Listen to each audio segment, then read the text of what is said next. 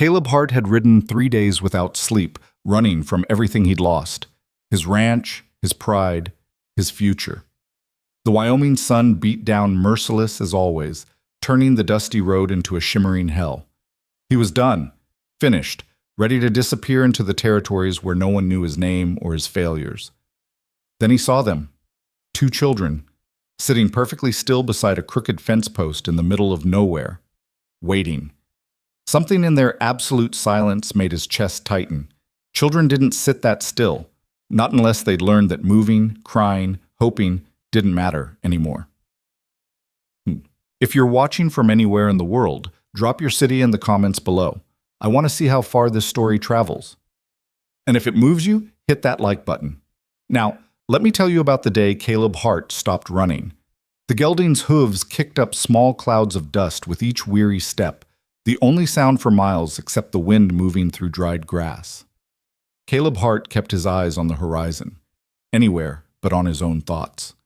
3 days since he'd walked away from the bank in Laramie, from the sympathetic looks and the legal papers that stripped his name off the deed to the only home he'd ever known. 3 days of riding west with $17 in his pocket and a future that looked like the empty sky above. The summer of 1883 had burned through Wyoming territory like divine judgment. Creeks that usually ran clear into August had gone dry by May. Grass that should have been knee-high barely reached a man's ankles. Caleb had watched his herd thin week by week, cattle dying faster than he could bury them, until there was nothing left but debt and dust and the hollow feeling that he'd failed at the one thing he'd ever been good at. He was 32 years old. He'd worked ranches since he was 14, saved every penny, bought his own spread at 25. 7 years of backbreaking work, and it had all evaporated like morning dew in the drought. So he'd done what men did when everything fell apart. He ran. The road to Montana was supposed to be his salvation.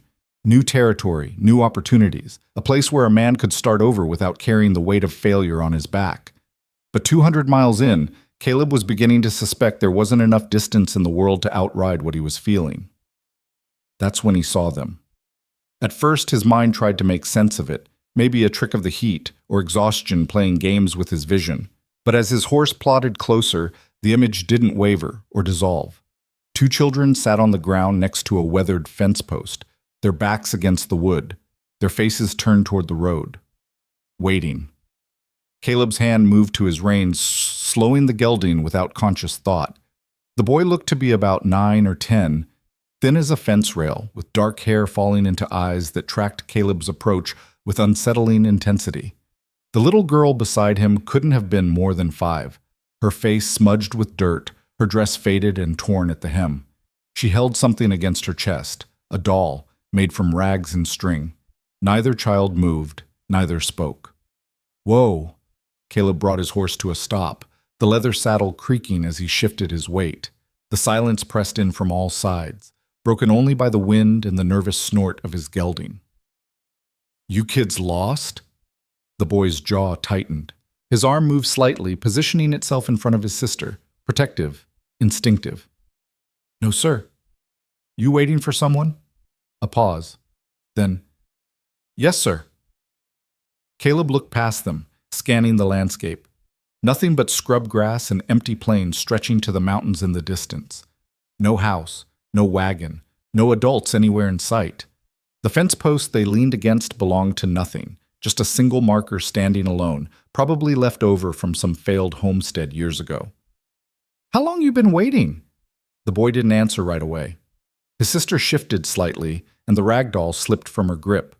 The boy caught it before it hit the ground, handed it back with automatic gentleness. When he looked up at Caleb again, something in his eyes was older than his years. A while. Caleb dismounted slowly, keeping his movements deliberate.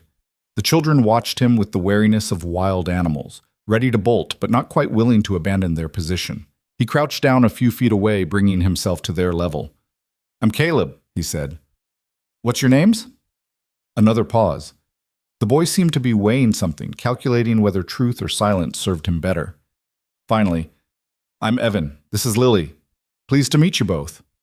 Caleb pulled his canteen from his belt, held it out. "You thirsty?"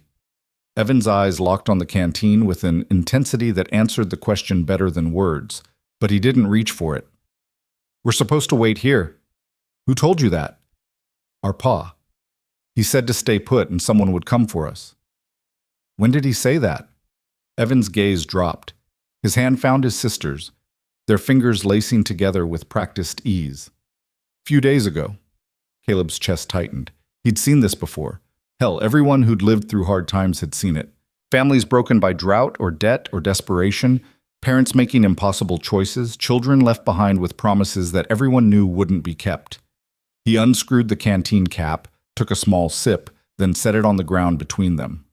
"No tricks. It's just water. You can take it or leave it." Evan stared at the canteen for a long moment. Then, moving with careful precision, he reached out and took it. He drank 2 small sips, then handed it to his sister. Lily drank more eagerly, water dribbling down her chin, and Evan gently pulled the canteen away before she could finish it all. "Easy, Lily. Not too fast." The tenderness in the boy's voice cut through Caleb like a blade. He'd seen grown men show less care for their own blood. "How long since you ate?" "Yesterday." Evan screwed the cap back on the canteen, handed it to Caleb. "Thank you, sir." "Keep it." Caleb stood, moved to his saddlebags. He pulled out a bundle wrapped in cloth, the last of the jerky and hardtack he'd been rationing for himself. It wasn't much, but it was something. "Here." Evan's eyes widened. "We can't." "You can." Caleb placed the bundle in the boy's hands. "I can get more in the next town." That was a lie. He had $17 and no prospects, but the weight of these children's hunger felt heavier than his own.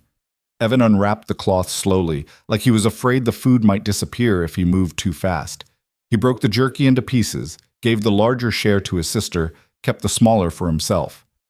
Lily ate with the desperate efficiency of someone who'd learned not to take food for granted. Caleb watched them, his mind working through calculations he didn't want to make. The nearest town was Clearwater, maybe 15 miles north. These kids couldn't walk that far, not in this heat, not in their condition. But taking them with him meant complications. Questions he'd have to answer, responsibilities he'd have to shoulder, delays in a journey he desperately wanted to finish. He could ride away, tell himself someone else would find them, convince himself it wasn't his problem, but even as the thoughts formed, he knew he couldn't. "Listen to me," he said, his voice rougher than he intended. "Your pa, he's not coming back." Evan's jaw set hard. He said, "I know what he said." Caleb crouched again, forcing himself to meet the boy's eyes. "And I know he meant it when he said it. But sometimes things happen. Sometimes people can't keep their promises, even when they want to." "You don't know that." "I do." Caleb's throat felt tight. "I've been where your pa is. I've stood at the edge of losing everything and had to make choices that tore me apart. And I'm telling you, he's not coming back. Not because he doesn't love you, but because he can't." Lily's small voice broke the tension. "Where did they go?" The question was so simple, so heartbreaking, that Caleb had to look away. "I don't know, sweetheart." "Are we bad?" Her eyes were huge, dark pools reflecting a hurt too deep for her age. "Did we do something wrong?" "No."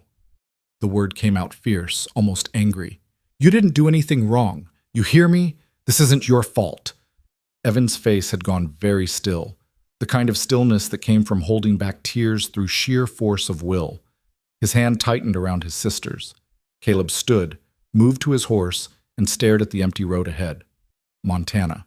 A fresh start. No complications. That's what he'd promised himself. He looked back at the children. Evan met his gaze with something like defiance, as if daring Caleb to be just another adult who walked away. Lily clutched her rag doll, her small face smudged with dust and hope and fear all mixed together. "Can you ride?" Caleb heard himself ask. Evan's eyes widened. "Sir? Can you ride a horse?" Yes, sir. I rode on my pa's horse sometimes. Lily can sit with me." Caleb walked back to them, extended his hand. "Then let's go." "Go where?" "Clearwater. It's a town about half a day's ride north. They've got a sheriff, a church, people who can help figure out what to do with you." Evan didn't take his hand. "You're taking us? Why?" It was a fair question. Caleb didn't have a good answer. Because I'm here, he said finally, and because leaving you isn't something I can live with. Something shifted in Evan's expression. Not trust, not yet, but the faintest crack in his armor. He stood, pulling his sister up with him, and after a moment's hesitation, took Caleb's hand. Okay. Now, getting two children onto a horse built for one rider took some creative arranging. Caleb settled Evan in front of the saddle, then lifted Lily up to sit in the saddle itself, her small body fitting in the space Caleb normally occupied. He swung up behind them, one arm reaching around to hold the reins, the other providing a steady brace so the children wouldn't fall. It wasn't comfortable, but it worked. They rode north as the afternoon sun climbed toward its peak. The children were silent at first, rigid with the uncertainty of their new situation, but gradually, as the miles passed and Caleb made no moves that suggested threat, they began to relax incrementally. You a rancher? Evan asked eventually. Was. The word tasted bitter. Lost my place to the drought. That why you're heading north? Yeah. Our pa was a rancher, too. Evan's voice was carefully neutral. We had a small spread outside Laramie. Then the wells went dry and the cattle started dying. Caleb said nothing. There was nothing to say that didn't sound like empty comfort. He tried everything, Evan continued, as if he needed to defend his father to the stranger. Hauled water from town. Sold everything we had. Borrowed money from anyone who'd lend it. But it wasn't enough. It never is. Caleb's voice was quiet. Not when the land turns against you. They rode in silence for another mile. Then Lily's small voice piped up. Mama cried a lot. Evan's shoulders tensed. Lily, she did, every night. I heard her. Where's your mama now? Caleb asked, though he suspected he knew the answer. She left first, Evan said flatly. 2 months ago. Said she couldn't watch us starve. Pa said she went to Denver to find work, that she'd send for us when she could. But I think she just left. The resignation in the boy's voice made Caleb's hands tighten on the reins. 10 years old, and already he understood abandonment. And your pa tried to keep going, but the bank was going to take the ranch. He had nothing left. Evan's voice dropped to barely above a whisper. He took us to that fence post 5 days ago, said someone would come for us, said we'd be okay. Then he rode away and didn't look back. 5 days. These children had been sitting in the sun, alone, for 5 days, waiting for rescue that never came. What did you eat? Caleb asked. There was a stream about a mile south. We drank from there, found some wild berries, but they made Lily sick. Evan's voice remained steady, matter of fact, but Caleb could hear the edge of something breaking beneath it. I thought maybe someone would come by. The road's not busy, but it's not empty either. But the wagons that passed, they didn't stop. Of course they didn't. People heading west were running from their own troubles. They didn't have room for anyone else's. You did good, Caleb said. Taking care of your sister like that took strength. I'm her brother. It's my job. Such adult words from such a young voice. The sun continued its arc across the sky as they rode. The landscape shifted gradually, fewer rocks, more grass, signs that this part of the territory had been spared the worst of the drought. In the distance, Caleb could see the dark line of trees that marked the creek running near Clearwater. Will they separate us? Evan asked suddenly. In town. Will they send Lily one place and me another? The fear in the question was palpable. No. Caleb made the promise before he'd fully thought it through. I'll make sure you stay together. How? I don't know yet, but I will. Evan looked back at him, those old eyes searching Caleb's face for lies. Whatever he saw there must have satisfied him because he nodded once and turned back to the road. They reached the outskirts of Clearwater as the sun began its descent toward evening. The town was larger than Caleb expected. A main street lined with businesses, side streets branching off toward residential areas, the spire of a church rising above the other buildings. It looked prosperous, or at least stable, the kind of place that had weathered the drought better than most. People turned to watch as they rode down the main street. A man with 2 bedraggled children drew attention, especially when the man looked as worn and desperate as Caleb knew he did. He steered his horse toward the building marked Sheriff, dismounted, and helped the children down. Lily stumbled when her feet hit the ground, her legs stiff from hours of riding. Caleb caught her automatically, steadying her until she found her balance. "Stay close," he told them.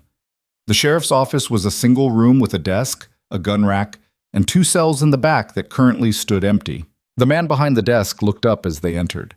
Middle-aged, weathered face, eyes that had seen enough of human nature to be skeptical of everything. "Sheriff," Caleb removed his hat. "I need some help." The sheriff's gaze moved from Caleb to the children and back again. "What kind of help?" "Found these kids about 15 miles south. They've been abandoned. Need to find them somewhere safe to stay while we figure out what to do with them." The sheriff stood, moved around the desk to get a better look at Evan and Lily. His expression softened slightly, though his voice remained professionally neutral. "You there, Pa?" "No, sir." "Know who is?" "Rancher from outside Laramie.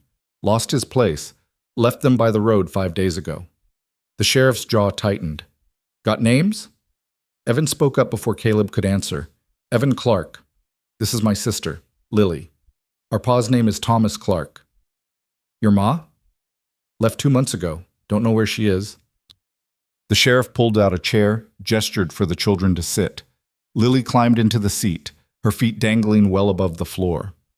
Evan remained standing, positioning himself between his sister and the adults with that same protective instinct Caleb had noticed before. "You hurt?" the sheriff asked. "Either of you?" "No, sir." "When's the last time you ate?" Evan glanced at Caleb. "This afternoon. He gave us food." The sheriff's eyes moved to Caleb, reassessing. "That right?" "Yes, sir." "And you're just passing through?" It wasn't really a question. Caleb's worn clothes, the dust on his boots, the lean look of a man traveling light. It all told the story clearly enough. "I was," Caleb said. "But I couldn't leave them." The sheriff nodded slowly, as if this confirmed something he'd suspected. "That was decent of you." He moved to the door, called out, "Martha!" A woman appeared from a house next door, the sheriff's wife, Caleb guessed from the familiar way she entered without knocking. She was perhaps 40, with gray-streaked hair pulled back in a practical bun and eyes that went soft the moment they landed on the children. "Lord above," she breathed. "John, what?" "These kids need feeding and a place to sleep tonight," the sheriff, John, said. "Can you take them?" Martha was already moving toward Lily, her hands gentle as she brushed the hair from the girl's face. "Of course. Oh, you poor darlings. Come on, let's get you cleaned up and fed properly." Lily looked at Evan. Evan looked at Caleb. "It's okay," Caleb said, though he wasn't entirely sure it was. "Mrs. Martha Henderson. And you are?" "Caleb Hart." "Mr. Hart found them on the road," Sheriff Henderson explained. "Parents abandoned them near 5 days ago." Martha's expression hardened in a way that suggested she had strong opinions about parents who abandoned their children, but when she looked at Lily and Evan, her face was nothing but kindness. "You'll stay with us tonight," she said firmly. "I've got stew on the stove and a spare room with 2 beds. Tomorrow we'll figure out the rest." Evan's hand found Lily's. "Together?" "Together," Martha promised. "Now come on. You look like you could use a good meal and a decent night's sleep." Lily stood, started toward Martha, then stopped. She looked back at Caleb with those huge dark eyes. "Are you leaving?" The question hit Caleb square in the chest. He opened his mouth, then closed it again. Was he? That had been the plan. Drop them somewhere safe and continue north. Montana. A fresh start. No complications. But Lily was looking at him like he was the only stable thing in a world that had proven itself fundamentally unstable, and Evan's carefully neutral expression couldn't quite hide the fear underneath. "No," Caleb heard himself say. "I'll be around." Promise? He shouldn't. He knew he shouldn't. Promises to children were sacred things, not to be made lightly by a man who had nothing to offer. "I promise." Lily nodded, satisfied, and let Martha lead her and Evan toward the door. But Evan paused on the threshold, looked back. "Thank you, Mr. Hart." Then they were gone, and Caleb was left standing in the sheriff's office with the weight of a promise he wasn't sure he could keep. Sheriff Henderson moved back behind his desk, pulled out a bottle and 2 glasses. He poured 2 fingers into each without asking, pushed one across to Caleb. "You look like you could use it." Caleb took the glass, drank. The whiskey burned, but it was a good burn. "What happens to them now?" he asked. The sheriff sighed, settled into his chair.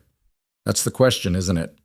We've got a few families in town who might take them in. Or there's an orphanage over in Cheyenne, though I hate sending kids there if we can avoid it."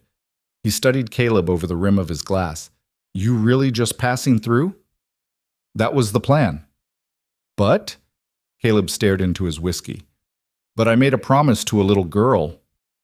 "Promises are expensive things." "I'm aware." The sheriff was quiet for a moment, then, "The Hendersons can keep them for a while. Week or 2, maybe longer if needed. Gives us time to figure out the best situation. You're welcome to stick around if you want. Town can always use another hand. There's work if you're willing to do it." Caleb looked up. "What kind of work?" "Widow's got a ranch about 5 miles out. Husband died last year, and she's been struggling to keep up with it. She's been looking for help. Nothing fancy, but it's honest work and it pays." It wasn't Montana. It wasn't a fresh start. It was another temporary situation in a life that had become nothing but temporary situations. But those children were staying with the sheriff's wife in a house next door, and Caleb had promised he wouldn't leave. "I'll think about it," he said.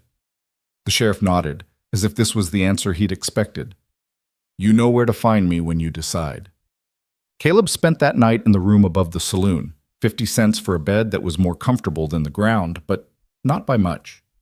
He lay awake listening to the sounds of the town settling into sleep, voices from the street below, a dog barking in the distance, the creak of buildings cooling after the day's heat.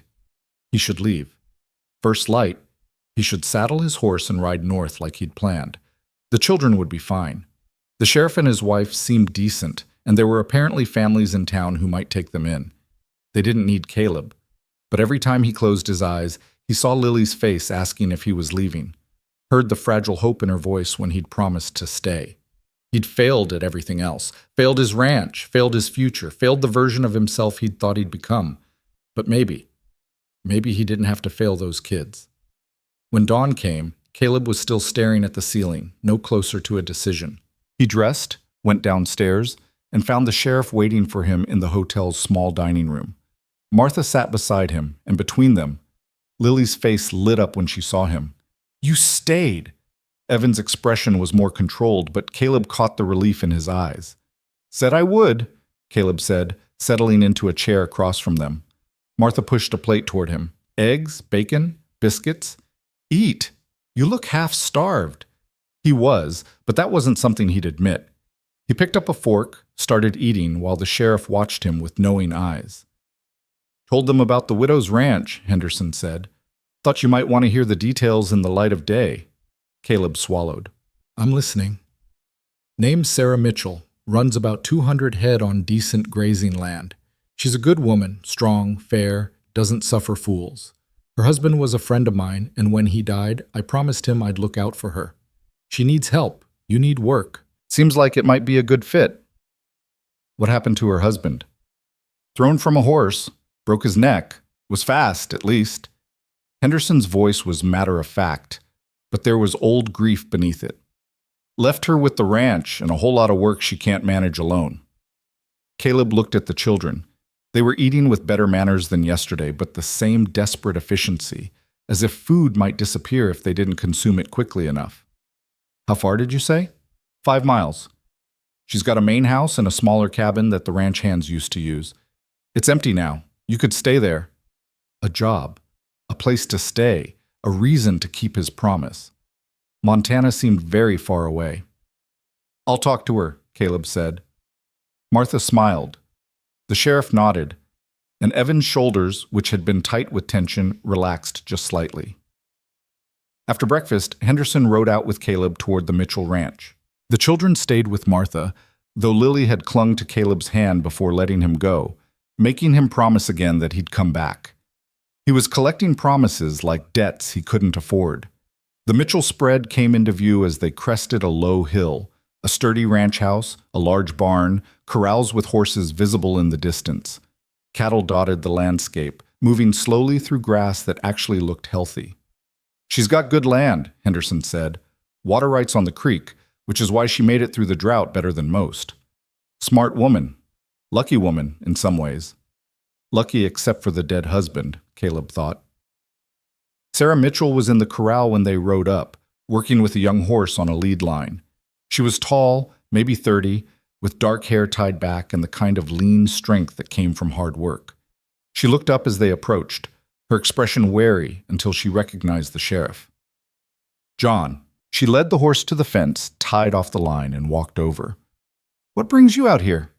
"Got someone I think you should meet," Henderson gestured to Caleb. "This is Caleb Hart. He's looking for work, and I thought he might be a good fit for your situation." Sarah's eyes moved to Caleb, assessing him with the practiced eye of someone who'd hired hands before. "You got ranch experience?" 7 years running my own spread outside Laramie." "What happened?" "Drought." She nodded slowly, recognizing the story because it was everyone's story that year. "You any good?" "I know cattle, horses, and hard work. I show up, I don't quit until the job's done, and I don't steal." "Those are low bars." "They're bars plenty of men can't clear." A hint of a smile touched her mouth. "Fair point." She looked at Henderson. "You vouch for him?" "I do. He found a couple of abandoned kids on the road yesterday and brought them to town instead of riding past. That tells me something about his character." Sarah's expression shifted slightly. Interest, maybe, or respect. "That right?" "Yes, ma'am." "What happened to the kids?" "They're staying with me and Martha for now," Henderson said, "while we figure out a permanent situation." Sarah was quiet for a moment, her gaze moving between them. Then, "Pay is $30 a month plus room and board.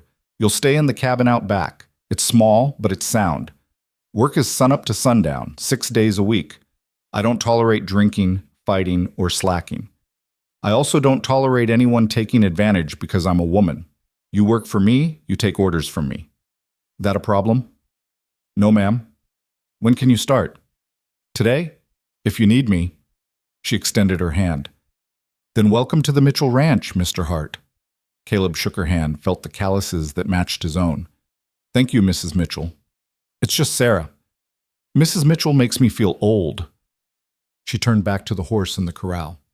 "Come on, I'll show you where you'll be staying and explain what needs doing." Henderson caught Caleb's eye, nodded once, then turned his horse back toward town. And just like that, Caleb's journey north was over, at least for now. The cabin Sarah showed him was indeed small, one room with a stove, a narrow bed, a table, and a chair.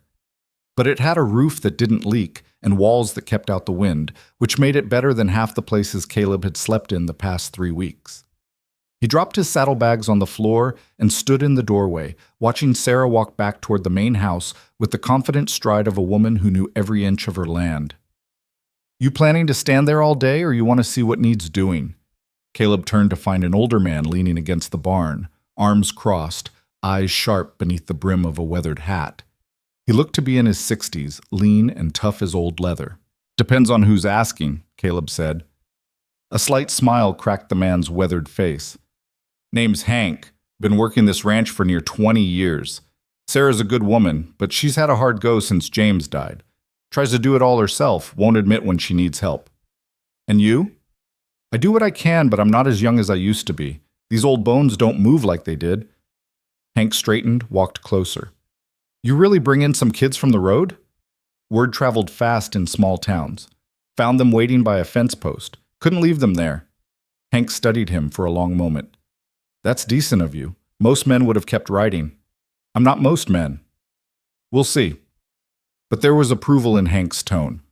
"Come on. Got about 40 head need moving to the north pasture before the day heats up." The work was familiar, the kind Caleb could do without thinking too hard. Moving cattle, checking fences, hauling water to the troughs. His body fell into old rhythms, muscles remembering what his mind wanted to forget. By midday, his shirt was soaked with sweat and his hands ached, but it felt good. Honest. Like maybe he could still be useful for something. Sarah brought lunch out to the pasture: bread, cheese, cold beef, and water so cold it must have come straight from the creek. She sat on a fence rail while Hank and Caleb ate, her eyes scanning the herd with the practiced attention of someone who knew what to look for. "You handle cattle well," she said. "Had plenty of practice." "John said you lost your ranch to drought." "That's right." "How many head did you run?" "Started with 50. Got up to about 120 before it all went bad." Caleb took a long drink of water. "Lost them slow at first, then fast. By the end, I was selling at a loss just to keep the bank off my back a little longer. Didn't work." Sarah was quiet for a moment. "Sorry, that's a hard way to lose everything." "Only way there is, far as I can tell." "You got family?" "No, ma'am. Parents died when I was young. Never married." "What were you planning before you found those kids?"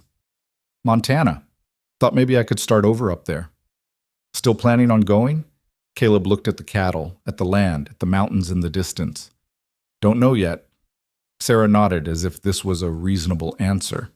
"Well, you're welcome here, as long as you want to stay.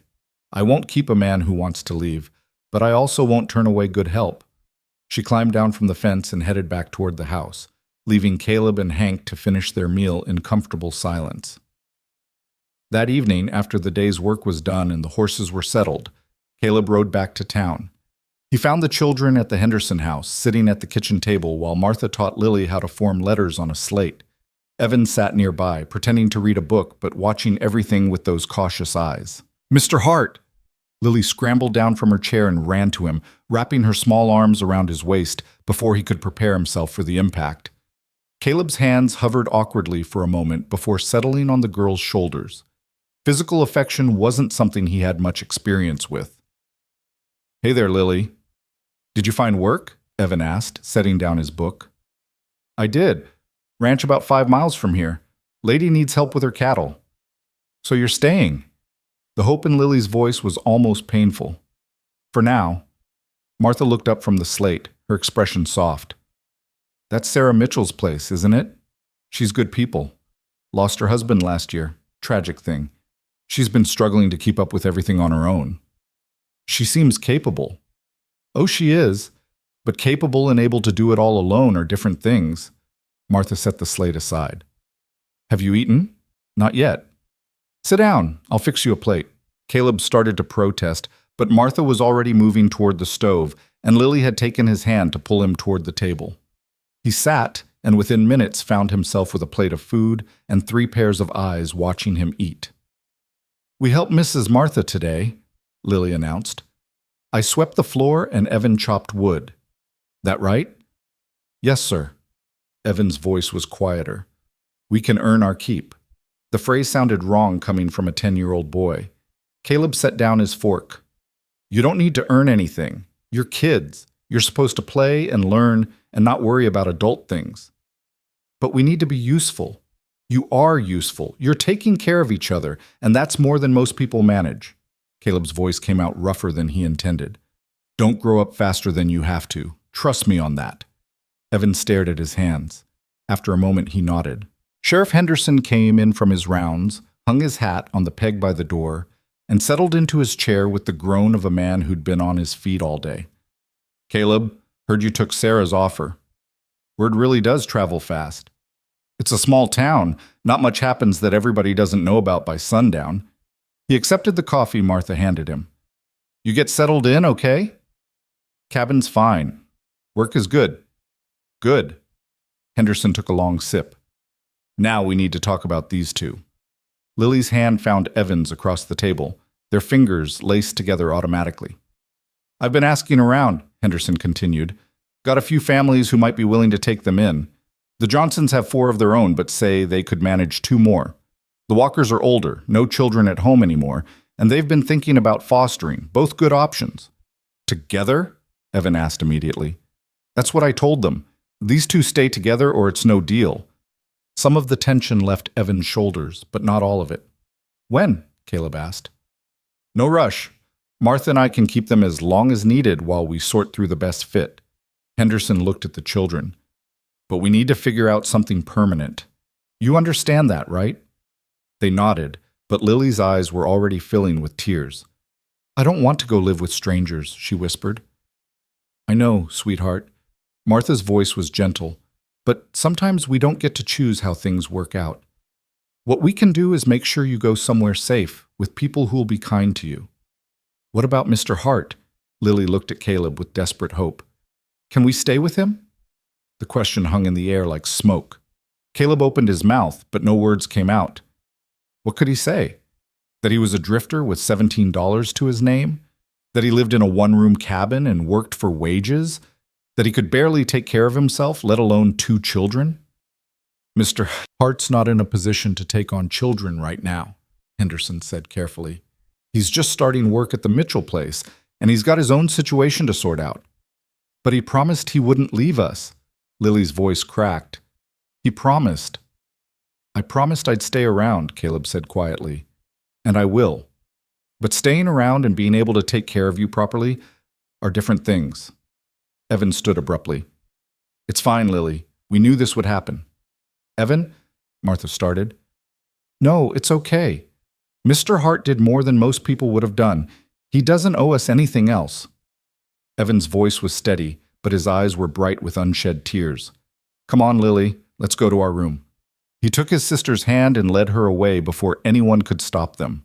The sound of their footsteps on the stairs was followed by the quiet click of a closing door. Martha sighed. That boy's too young to be that resigned to disappointment.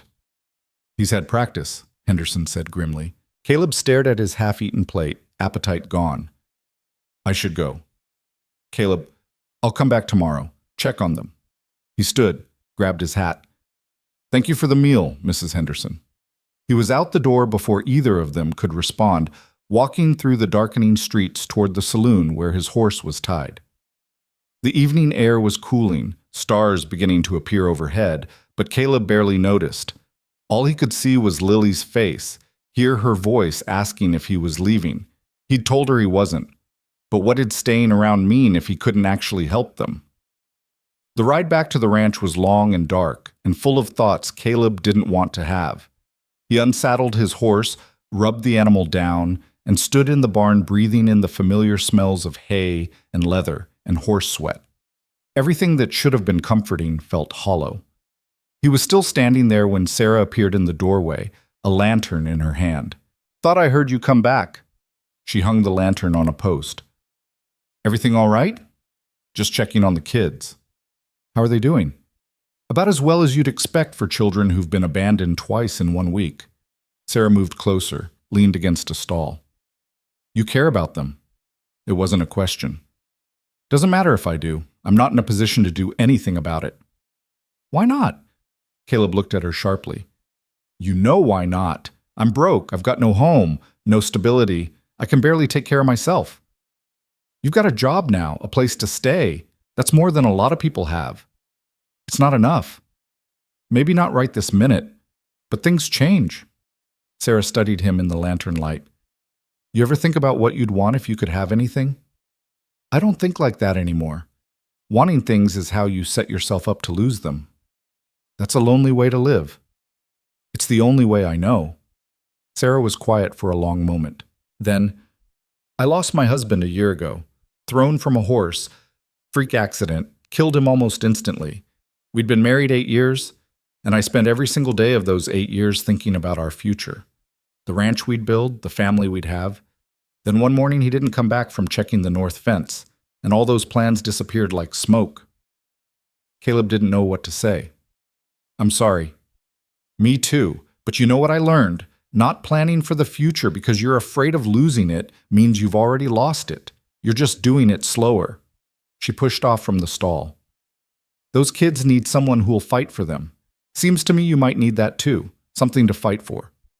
She took her lantern and left, and Caleb was alone again in the dark barn with his thoughts and his failures and the ghost of a promise he'd made to a little girl.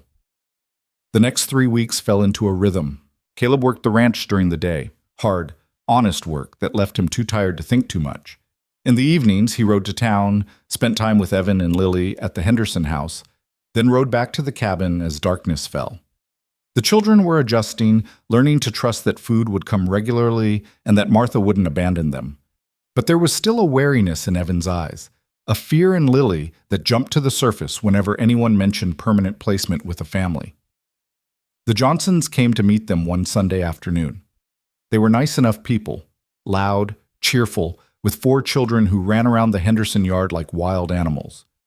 Lily clung to Evan's hand the entire visit, and when Mrs. Johnson tried to engage her in conversation, the girl barely whispered responses. "They're just shy," Mrs. Henderson explained. "Give them time." But Caleb could see it wasn't shyness. It was terror. The Walkers came the following week. They were gentler, quieter, with a neat house and the kind of careful attention that suggested they'd thought long and hard about fostering. Evan answered their questions politely, correctly, like he was taking a test he desperately needed to pass. "You're very well spoken," Mrs. Walker said. "Have you had much schooling?" "Some, ma'am. My mother taught me to read before she left." "And you look after your sister beautifully. That's very mature of you." "Thank you, ma'am."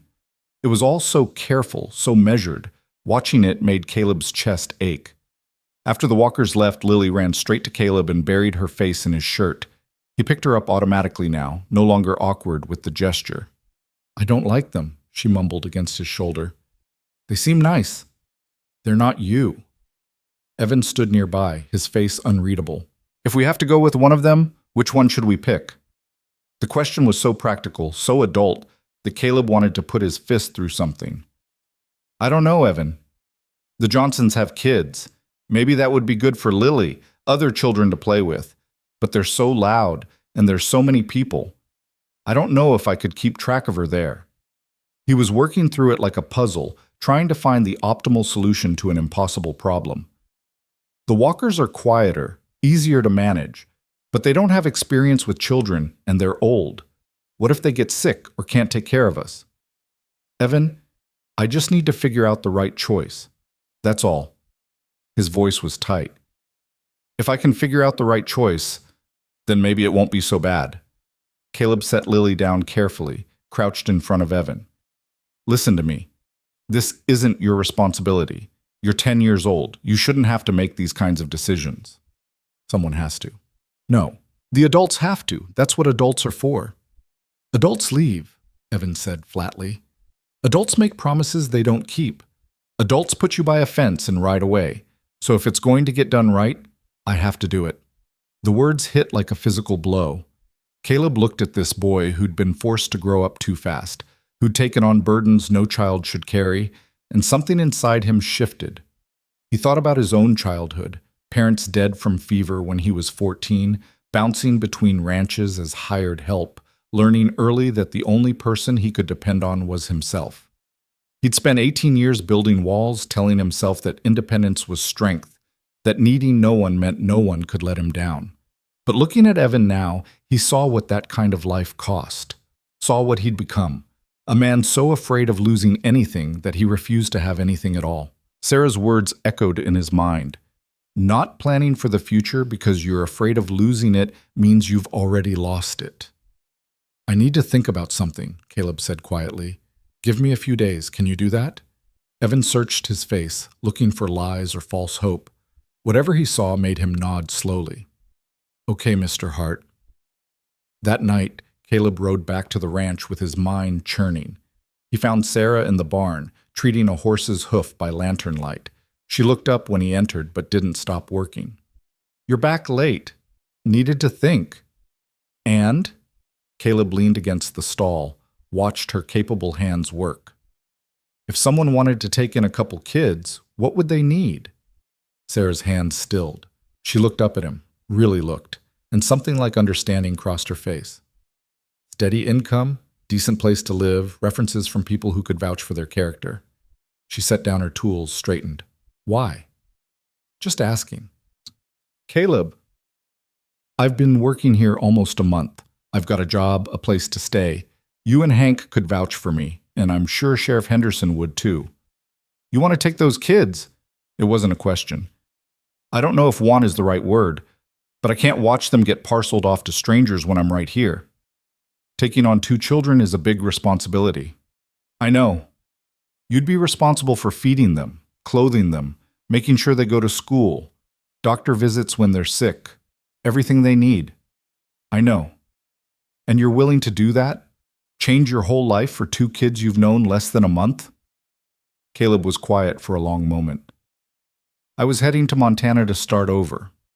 Thought maybe I could outrun everything I'd lost, become someone different. He looked at Sarah. But I'm starting to think starting over doesn't mean running away. Maybe it means finally standing still long enough to build something that matters. Sarah studied him, and he could see her weighing his words, measuring his sincerity. Finally, she nodded. The cabin's too small for 3 people, but there's another building on the property. Used to be the foreman's house before James and I took over running things ourselves. It's been empty for a couple of years, needs some work, but it's got 2 bedrooms and a decent kitchen. You could stay there. Sarah, pay stays the same, but I'll help you fix up the house. And I'll talk to John about what you'd need to do to make this official. She crossed her arms. But I need to know you're serious. You can't do this halfway. Those kids have already been abandoned once. They can't go through it again. I know. So I'm asking you straight. Are you doing this because you feel guilty or because you actually want them? It was a fair question. Caleb thought about Lily's arms around his waist, about Evan's old eyes in a young face, about the way his chest tightened every time he had to leave them at the Henderson house. I want them, he said quietly. I don't know if I'm any good at this, and I'm probably going to mess it up more than I get it right. But I want them. Sarah smiled. That's a start. Come on, let me show you the foreman's house. They walked across the property by lantern light, past the barn and corrals to a small structure set back among a stand of cottonwoods. Sarah unlocked the door and they stepped inside. The air smelled musty from disuse, and dust covered every surface. But Caleb could see the bones of a good home. Solid walls, a stone fireplace, 2 small bedrooms off the main room, and windows that would let in good light. Needs cleaning and probably some new furniture, Sarah said.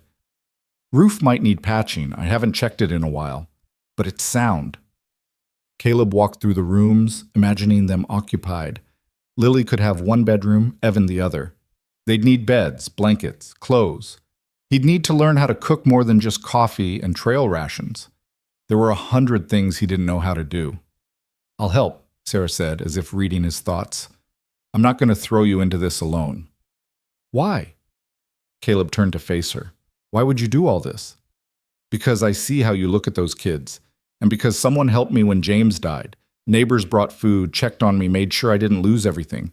Sometimes people need help, and if you can give it, you should. She moved toward the door. Start by cleaning this place up. We'll figure out the rest as we go. The next week was a blur of activity. Caleb worked his regular hours on the ranch, then spent his evenings scrubbing floors, washing windows, and patching the small holes he found in the roof. Sarah brought over furniture that had been stored in her attic, a table, chairs, a chest of drawers. Hank showed up one evening with 2 bed frames and mattresses. Had these in my barn, he said gruffly.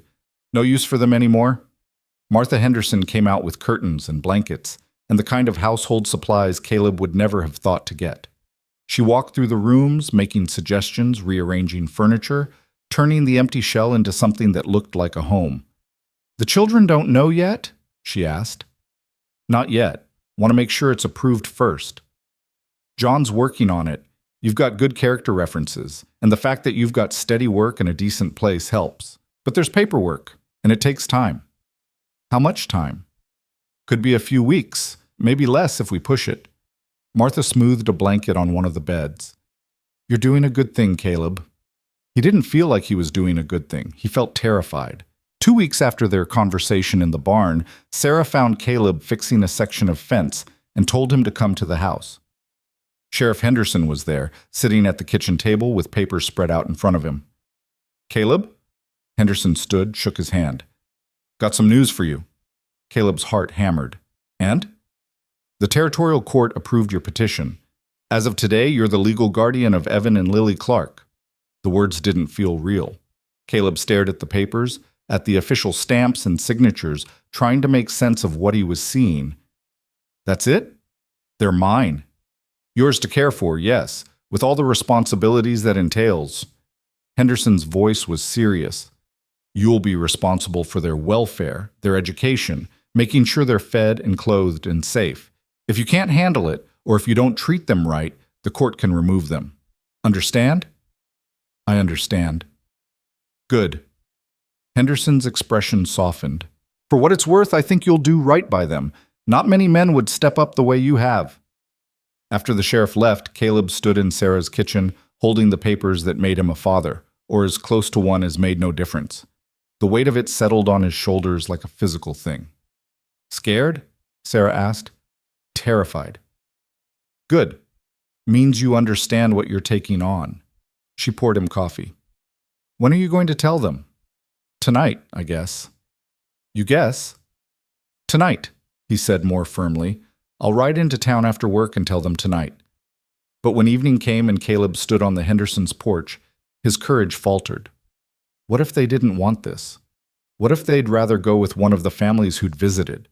The Johnsons had children and noise and the kind of chaos that might feel more normal. The Walkers had experience and stability. What did Caleb have?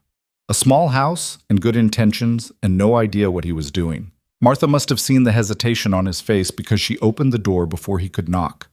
Come in. They're at the table. Evan and Lily looked up when he entered.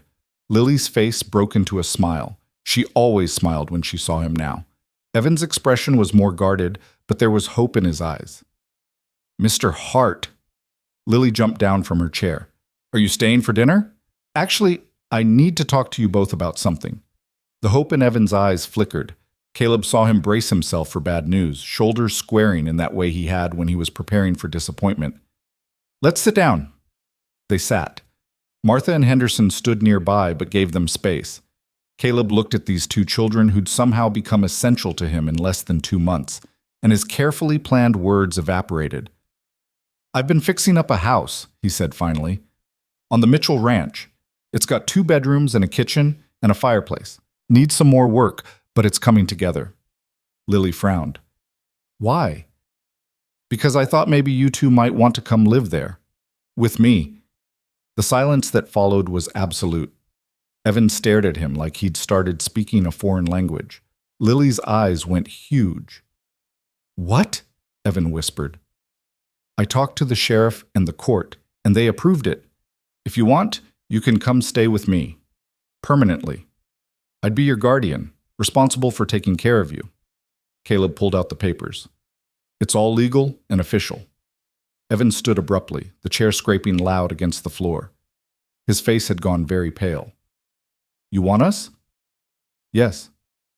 To live with you. Not just visit, but actually live with you. That's right. Why? The word came out harsh, almost angry. Why would you do that? Caleb looked at this boy who'd been hurt so many times he couldn't believe in kindness anymore, and chose his words carefully. Because when I found you both by that fence, something changed. I was running away from everything I'd lost, convinced I was better off alone. But these past few weeks, watching you take care of your sister, seeing how brave you both are, his voice roughened. You made me remember that some things are worth staying for, worth fighting for. We're not your responsibility, Evan said, but his voice wavered. Maybe not, but I want you to be. Lily had started crying silently, tears streaming down her face. You're not going to leave us? No, sweetheart, I'm not going to leave you. Promise?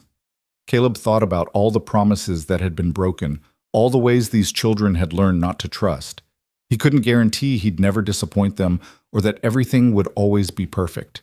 But he could promise the one thing that mattered most. I promise. From now on, we're family, and family doesn't leave. Lily launched herself at him, wrapping her arms around his neck so tight he could barely breathe. After a moment, Evan moved too, slower, more hesitant, but he came.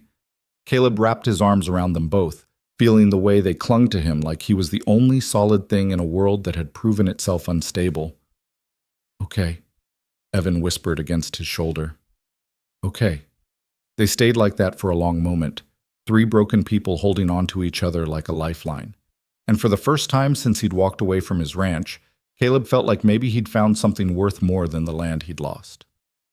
Martha Henderson wiped her eyes with the corner of her apron, not bothering to hide her tears.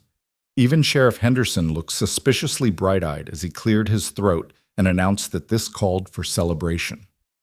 Within minutes, the kitchen table was laden with pie and coffee, and the house filled with a warmth that had nothing to do with the fire in the stove. Moving day came 3 days later. The children didn't have much to pack. The clothes Martha had bought them, a few books from the town's small library, Lily's rag doll. Everything fit into 2 small bundles that Evan carried with the careful attention of someone who'd learned to protect what little he had. They stood in the Hendersons' doorway, and Lily turned back to hug Martha one more time. "Thank you for taking care of us," she whispered. Martha knelt down, cupped the girl's face in her hands. "You take care of each other and mind Mr. Hart, and you come visit us every Sunday after church, you hear?" "Yes, ma'am." The ride to the Mitchell Ranch was quiet. Evan sat behind Caleb on the horse, his arms wrapped tight around Caleb's waist, while Lily rode in front, secure in the circle of Caleb's arm. The morning sun cast long shadows across the grassland, and the air smelled of sage and possibility. When the house came into view through the cottonwood trees, Lily gasped. "That's ours?" "That's ours," Caleb confirmed. It looked better than it had 2 weeks ago. Fresh paint on the shutters, curtains visible in the windows, smoke rising from the chimney where Caleb had lit a fire before dawn. Sarah had even planted flowers along the front path, wild roses that would bloom come summer.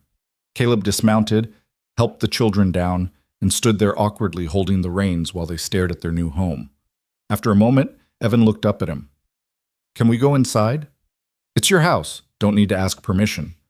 But they waited anyway, so Caleb tied up the horse and led them to the door. He pushed it open, and they stepped into the main room where sunlight streamed through the clean windows. The stone fireplace crackled with fresh logs. The table was set for 3. And on each of the 2 bedroom doors, Sarah had hung small wooden signs carved with names. Evan on one, Lily on the other. Lily's hand found Caleb's. "Which room is mine?" "The one with your name on it. Go look." She ran to the door, pushed it open, and stood frozen in the doorway. Caleb had worried it wasn't enough. Just a bed with a quilt Martha had made, a small dresser, a rag rug on the floor. But Lily turned to him with eyes shining. "It's perfect," she breathed. Evan moved more slowly to his own room. He stood in the doorway for a long time, just looking. When he finally turned back, his face was carefully neutral, but his voice was thick. "This is really ours? We're really staying. Really staying. And you won't change your mind?" Caleb crossed the room, crouched in front of the boy. "Listen to me. I know you've been let down before. I know you've learned not to trust promises, but I'm telling you right now, this is permanent. You're my responsibility now, and I don't take that lightly. We're family. That means we stick together, even when things get hard." Evan stared at him, searching for any hint of deception. Whatever he saw must have satisfied him because he nodded slowly, then threw his arms around Caleb's neck in a fierce hug that knocked them both off balance. Caleb caught himself against the doorframe, wrapped his arms around the boy, and held on while Evan's thin frame shook with silent sobs. "It's okay," Caleb said quietly. "You're safe now. Both of you." They spent that first day settling in. Caleb showed them where everything was kept, the woodpile, the root cellar, the creek that ran behind the house where they could fetch water. He explained the rules, which were simple. Help out where they could, tell him if something was wrong, and don't wander off without letting him know where they were going. "What about school?" Evan asked over dinner that night. Caleb had been dreading this question. "Town school starts in September. That's still 2 months away. Until then, I thought maybe you could help me around the ranch, and Mrs. Mitchell said she'd work with you on reading and writing a few times a week." "I can already read pretty well. Mama taught me before she left." "Then maybe you can help teach Lily." Evan considered this, then nodded. "I can do that." The next morning, Caleb woke before dawn as usual, dressed quietly, and started coffee. He was halfway through his first cup when small footsteps sounded behind him. Lily stood in the doorway of her room, clutching her rag doll, her hair wild from sleep. "Did you leave?" Her voice was small and frightened. "No, sweetheart. Just making breakfast." "You'll tell us before you go anywhere, right? You won't just disappear?" The question cut through him. Caleb set down his cup, walked over, and picked her up. She was light as a bird, all fragile bones and trust that had been broken too many times. "I will never disappear on you. If I have to go somewhere, I'll tell you first, and I'll always come back. That's a promise." She studied his face with those solemn eyes, then nodded and rested her head on his shoulder. They stood like that while the coffee grew cold and the sun began to paint the sky pink and gold. When Evan emerged a few minutes later, he found them at the stove making flapjacks, Lily standing on a chair to help stir the batter while Caleb managed the griddle. "Can I help?" Evan asked. "Grab the plates," Caleb said, "and the syrup from the cupboard."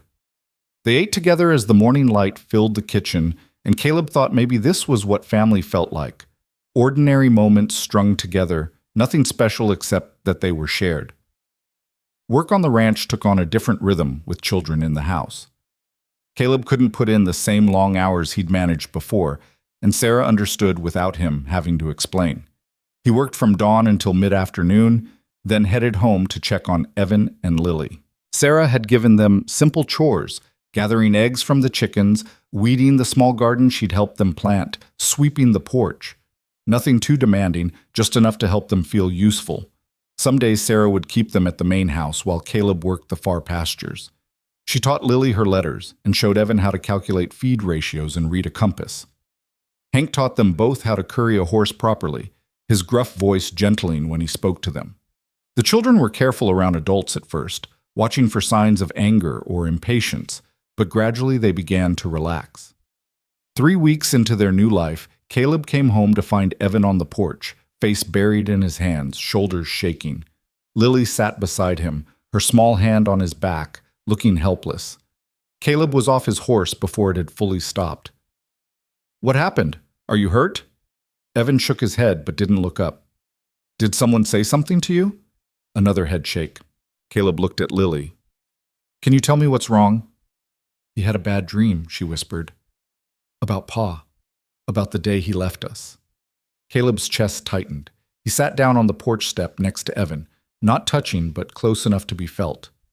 "You want to talk about it?" "No." The word was muffled. "Okay, but I'm right here if you change your mind." They sat in silence while the sun moved lower in the sky and the chickens scratched in the yard. Finally, Evan's voice came out small and broken. "Why wasn't I enough?" "What do you mean?" "Why wasn't I enough to make them stay? I tried so hard to be good, to help, to not be a burden. But they left anyway, both of them." He looked up and his eyes were red and haunted. "What's wrong with me?" Caleb felt something crack inside his chest. "Nothing is wrong with you, you hear me? Nothing." "Then why?" "Because sometimes people break, Evan. Not because of anything you did, but because life gets too hard, and they don't know how to keep going. Your parents loved you, I'm sure of that. But love isn't always enough when you're drowning." "You stayed." Evan's voice was fierce. "You lost everything too, but you stayed." "I'm not them, and maybe I stayed because I needed saving as much as you did." Caleb put his arm around the boy's shoulders. "You want to know what I see when I look at you? I see a kid who kept his sister alive for 5 days with nothing but creek water and wild berries. I see someone brave enough to trust again after being hurt. I see a person worth staying for." Evan leaned into him, and Caleb held both children while they cried, not just for what they'd lost, but for what they'd found. The grief would come in waves like this, Caleb understood. Healing wasn't a straight line. That night, after the children were in bed, Caleb sat on the porch and stared at the stars. He thought about the man he'd been 2 months ago, bitter, defeated, running from everything. That man seemed like a stranger now. These children had given him something he hadn't known he needed, a reason to be better than he was. The next Sunday, they went to town for church. Caleb hadn't been to a service in years, but Martha had made it clear that regular attendance was expected, and he wasn't about to argue with the woman who'd done so much for them. Lily wore a new dress Martha had sewn, and Evan had boots that actually fit. They walked into the church together, and Caleb felt the weight of every eye in the room. The whispers started immediately. He caught fragments as they found a pew near the back. "Those are the abandoned children. Heard he took them in. Cowboy with no family suddenly playing father. Wonder how long it'll last." Evan's hand found his, squeezing tight. Caleb squeezed back. After the service, people approached them with curiosity barely concealed as concern. Some were genuinely kind, asking how the children were settling in, offering help if it was needed. Others had the tight-lipped look of people who didn't approve but wouldn't say so directly. Mrs. Johnson, the woman who'd wanted to foster the children, stopped them on the church steps. "Mr. Hart, how are you managing with 2 children? It must be quite an adjustment." "We're managing fine, thank you." "And the children are being properly cared for, getting enough to eat, learning their lessons?" Caleb's jaw tightened. "They're well cared for." Of course, of course. It's just that a single man raising children is unusual. People talk, you understand? Let them talk." Mrs. Johnson's smile grew brittle. "Well, if you find it's too much, you know where to find us. We'd still be happy to take them in." She walked away before Caleb could respond. Evan's grip on his hand had gone painfully tight. "She thinks you're going to give us away," he said quietly. "I'm not." But she said, "I don't care what she said. I don't care what anyone says." Caleb crouched down to look Evan in the eye. "You're mine now, legally, officially, and in every way that matters. No one is taking you anywhere unless you want to go." "I don't want to go." "Then we're done talking about it." But the encounter left a sour taste in Caleb's mouth. He'd known there would be judgment. A single man raising children wasn't common, and people always found reasons to disapprove of things that didn't fit their expectations. He just hadn't expected it to bother him so much. That evening, Sarah came by with a basket of vegetables from her garden. She found Caleb on the porch, still brooding. "Heard you met some of Clearwater's finest judgmental citizens today," she said. "News travels fast." "Always does." She set the basket down, settled into the other chair. "You going to let it get to you?" "Try not to." "Good. Because here's the truth. People are going to talk no matter what you do. If you'd left those kids by the road, they'd call you heartless. Take them in, and you're playing father for attention. There's no winning with small-town gossip." She looked at him steadily. "What matters is what you know to be true. Are those children better off with you than they would be anywhere else?" "I don't know. Maybe the Johnsons could give them more stability, a mother figure, other kids to play with." "Stop it," Sarah's voice was sharp. "The Johnsons are fine people, but they don't see Evan and Lily the way you do. To them, those kids would be charity cases, something to feel good about. To you, they're family. There's a difference." "How do you know?" "Because I see the way you look at them, like they're the most important thing in your world. That's not something you can fake." She stood, picked up the basket. "Don't let other people's small minds make you doubt what you're doing. Those children needed someone who'd fight for them. They got you. That's enough." The summer stretched long and hot and full of small revelations. Caleb learned that Lily was afraid of thunderstorms and would climb into his bed during night storms, shaking with fear until he told her stories about brave children who faced down dragons. He learned that Evan had nightmares at least once a week and would wake gasping, then lie awake for hours afraid to go back to sleep. He learned that both children hoarded food in their rooms, crackers wrapped in cloth, apples hidden in drawers, until he gently explained that there would always be more food, that they never had to go hungry again. He learned how to braid Lily's hair, though his first attempts were crooked disasters that made her giggle. He learned that Evan was smart, scary smart, and could calculate numbers in his head faster than Caleb could write them down. He learned that children asked endless questions, and that "I don't know" was an acceptable answer as long as you were willing to help them figure it out. He also learned how to be patient when Evan lashed out in anger over nothing, understanding that the anger wasn't about the spilled milk or the forgotten chore, but about all the fear and hurt he hadn't been allowed to express before. He learned how to comfort Lily when she cried for her mother, holding her while she sobbed and not trying to fix what couldn't be fixed. He learned that being a father wasn't about being perfect. It was about showing up every day and trying. In August, a letter arrived at the sheriff's office. Henderson brought it out to the ranch himself, his face grim. "It's from Thomas Clark," he said. "The children's father." Caleb's blood went cold. "What does it say?" "He wants them back." The world seemed to tilt. Caleb grabbed the porch railing to steady himself. "He can't do that. He abandoned them. The court gave me custody." He claims he was forced to leave them temporarily due to financial hardship, says he's back on his feet now and wants to reunite with his children. Henderson's voice was steady, but his eyes were sympathetic. "He's filed a petition with the territorial court to overturn the custody arrangement." Can he do that? He's their biological father. The court will have to consider his petition. Henderson handed over the letter. I wanted you to see it before I told the kids. Thought you might need time to prepare. Caleb read the letter with shaking hands. The words were formal, legal, but the message was clear. Thomas Clark wanted his children back, and he was willing to fight for them.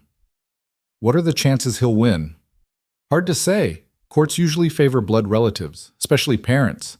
But the fact that he abandoned them works against him, and you've got a solid record of caring for them these past 3 months. Henderson paused. There'll be a hearing in 2 weeks. Judge will want to talk to everyone involved, including the children. Evan and Lily get a say? They'll be asked what they want, yes, but they're minors. The judge will make the final decision based on what he thinks is in their best interest. After Henderson left, Caleb sat on the porch and stared at the letter until the words blurred. 3 months. He'd had these children for 3 months, and already he couldn't imagine life without them. They'd become the center of everything. The reason he woke up in the morning, the reason he worked harder, the reason he'd started thinking about the future instead of just surviving day to day. And now their father, the man who'd left them by a fence to die, wanted them back. Caleb's hands curled into fists over his dead body. That night at dinner, he told them. He'd thought about waiting, about protecting them from the knowledge for as long as possible, but they deserved to know what was coming. They deserved the truth. Your father wrote a letter, he said carefully. He wants you to come back to live with him. The fork fell from Evan's hand, clattering against the plate. Lily's face went white. No. Evan's voice was flat. No, we're not going. The court has to have a hearing. They have to consider his request because he's your father.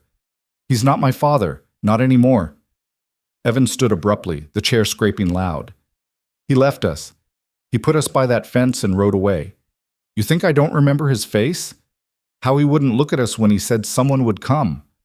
He knew no one was coming. He knew, and he left us anyway. Evan, no. He doesn't get to come back now and pretend like it didn't happen. He doesn't get to be our father again just because it's convenient. Evan's voice cracked. You're our father. You're the one who stayed. Lily had started crying silently, tears streaming down her face. I don't want to go back. Please don't make us go back. Caleb pulled her into his lap, wrapped his arm around her while gesturing for Evan to come closer. The boy resisted for a moment, then collapsed against Caleb's side, and they held each other like survivors of a shipwreck. Listen to me, Caleb said quietly. I'm going to fight for you. With everything I have, I'm going to fight to keep you here. But I need you to understand that I might not win. Your father has legal rights, and the court might decide he should have another chance. Then we'll run away, Evan said fiercely. We'll go somewhere he can't find us. We're not running. Running doesn't solve anything. It just makes you tired. Caleb tightened his hold on them. We're going to go to that hearing, and we're going to tell the judge exactly what happened. We're going to tell the truth, and then we're going to trust that the right thing will happen. What if the right thing doesn't happen? Lily whispered. Then we'll figure it out together, but I promise you this. No matter what the court decides, I'm not walking away. You're my children now, and nothing is going to change that. The 2 weeks before the hearing were the longest of Caleb's life. He worked with a lawyer Henderson recommended, a sharp-eyed man named Porter who asked 1,000 questions and took copious notes. He explained the process. Both sides would present their case, witnesses would testify, and the children would be questioned by the judge. The whole thing would take a day, maybe 2, and then the judge would make his decision. The key is showing that you can provide a stable, loving home, Porter said. We need character witnesses who can testify to your fitness as a guardian, and we need to demonstrate that Clark's abandonment shows a pattern of neglect that makes him unfit. What about what the kids want? The judge will consider it, but he's not bound by it. Children are considered too young to make legal decisions about their own welfare. Porter's expression was sympathetic. I know that's frustrating, but that's how the law works. Sarah agreed to testify about Caleb's work ethic and his care for the children. Hank volunteered as well. Martha and Sheriff Henderson would speak to the circumstances under which the children were found and how they'd thrived since coming to live with Caleb. It was a solid case, Porter said, but there were no guarantees. The night before the hearing, Caleb couldn't sleep. He stood outside the children's rooms, listening to their quiet breathing, memorizing the sound. Tomorrow would determine everything. Tomorrow, a judge would decide whether this fragile family they'd built would be allowed to continue. He thought about praying but didn't know how anymore. Instead, he made himself a promise. No matter what happened, he would not let these children down. Even if the court ruled against him, even if Thomas Clark took them away, Caleb would find a way to stay in their lives. He would write letters, visit when allowed, do whatever it took to make sure they knew they hadn't been abandoned again. In the morning, they dressed in their Sunday best and rode to town in the wagon Sarah had lent them. The courthouse was a 2-story brick building that looked stern and unyielding in the morning light. People had already gathered, curious townspeople, court officials, and standing near the entrance, a man Caleb recognized from the hollow look in Evan's eyes. Thomas Clark was tall and thin, worn down by hardship in a way Caleb understood too well. He looked older than his years, with deep lines around his mouth and eyes that couldn't quite meet anyone else's. When he saw Evan and Lily, his face crumpled. "My babies," he breathed, starting forward. Evan grabbed Caleb's hand and pulled Lily behind him, positioning himself as a shield. "Don't!" Clark stopped, hurt washing over his features. "Evan, it's me. It's your pa. I know who you are." The pain in Clark's voice was palpable. "I never wanted to leave you. You have to believe that. I thought I was doing what was best. You left us to die." Evan's voice was cold, hard. "Don't pretend it was anything else." "I thought someone would find you." "Someone did, just not you." Porter appeared and ushered them inside before the confrontation could escalate. They were directed to separate areas, Caleb and the children in one room, Clark in another. The next hour passed in tense silence, broken only by the occasional visit from Porter with updates. Finally, they were called into the courtroom. The judge was an older man with iron gray hair and eyes that had seen every kind of human failing. He looked at the assembled group with the weary patience of someone who'd presided over too many sad cases. "This is a hearing to determine the custody of minor children Evan Clark and Lily Clark," he said. "Mr. Thomas Clark has petitioned to regain custody of his children. Mr. Caleb Hart, current legal guardian, is contesting this petition. We will hear testimony from both parties and any relevant witnesses." He looked at the children. "At some point, I will speak with Evan and Lily privately. For now, they may sit with their current guardian."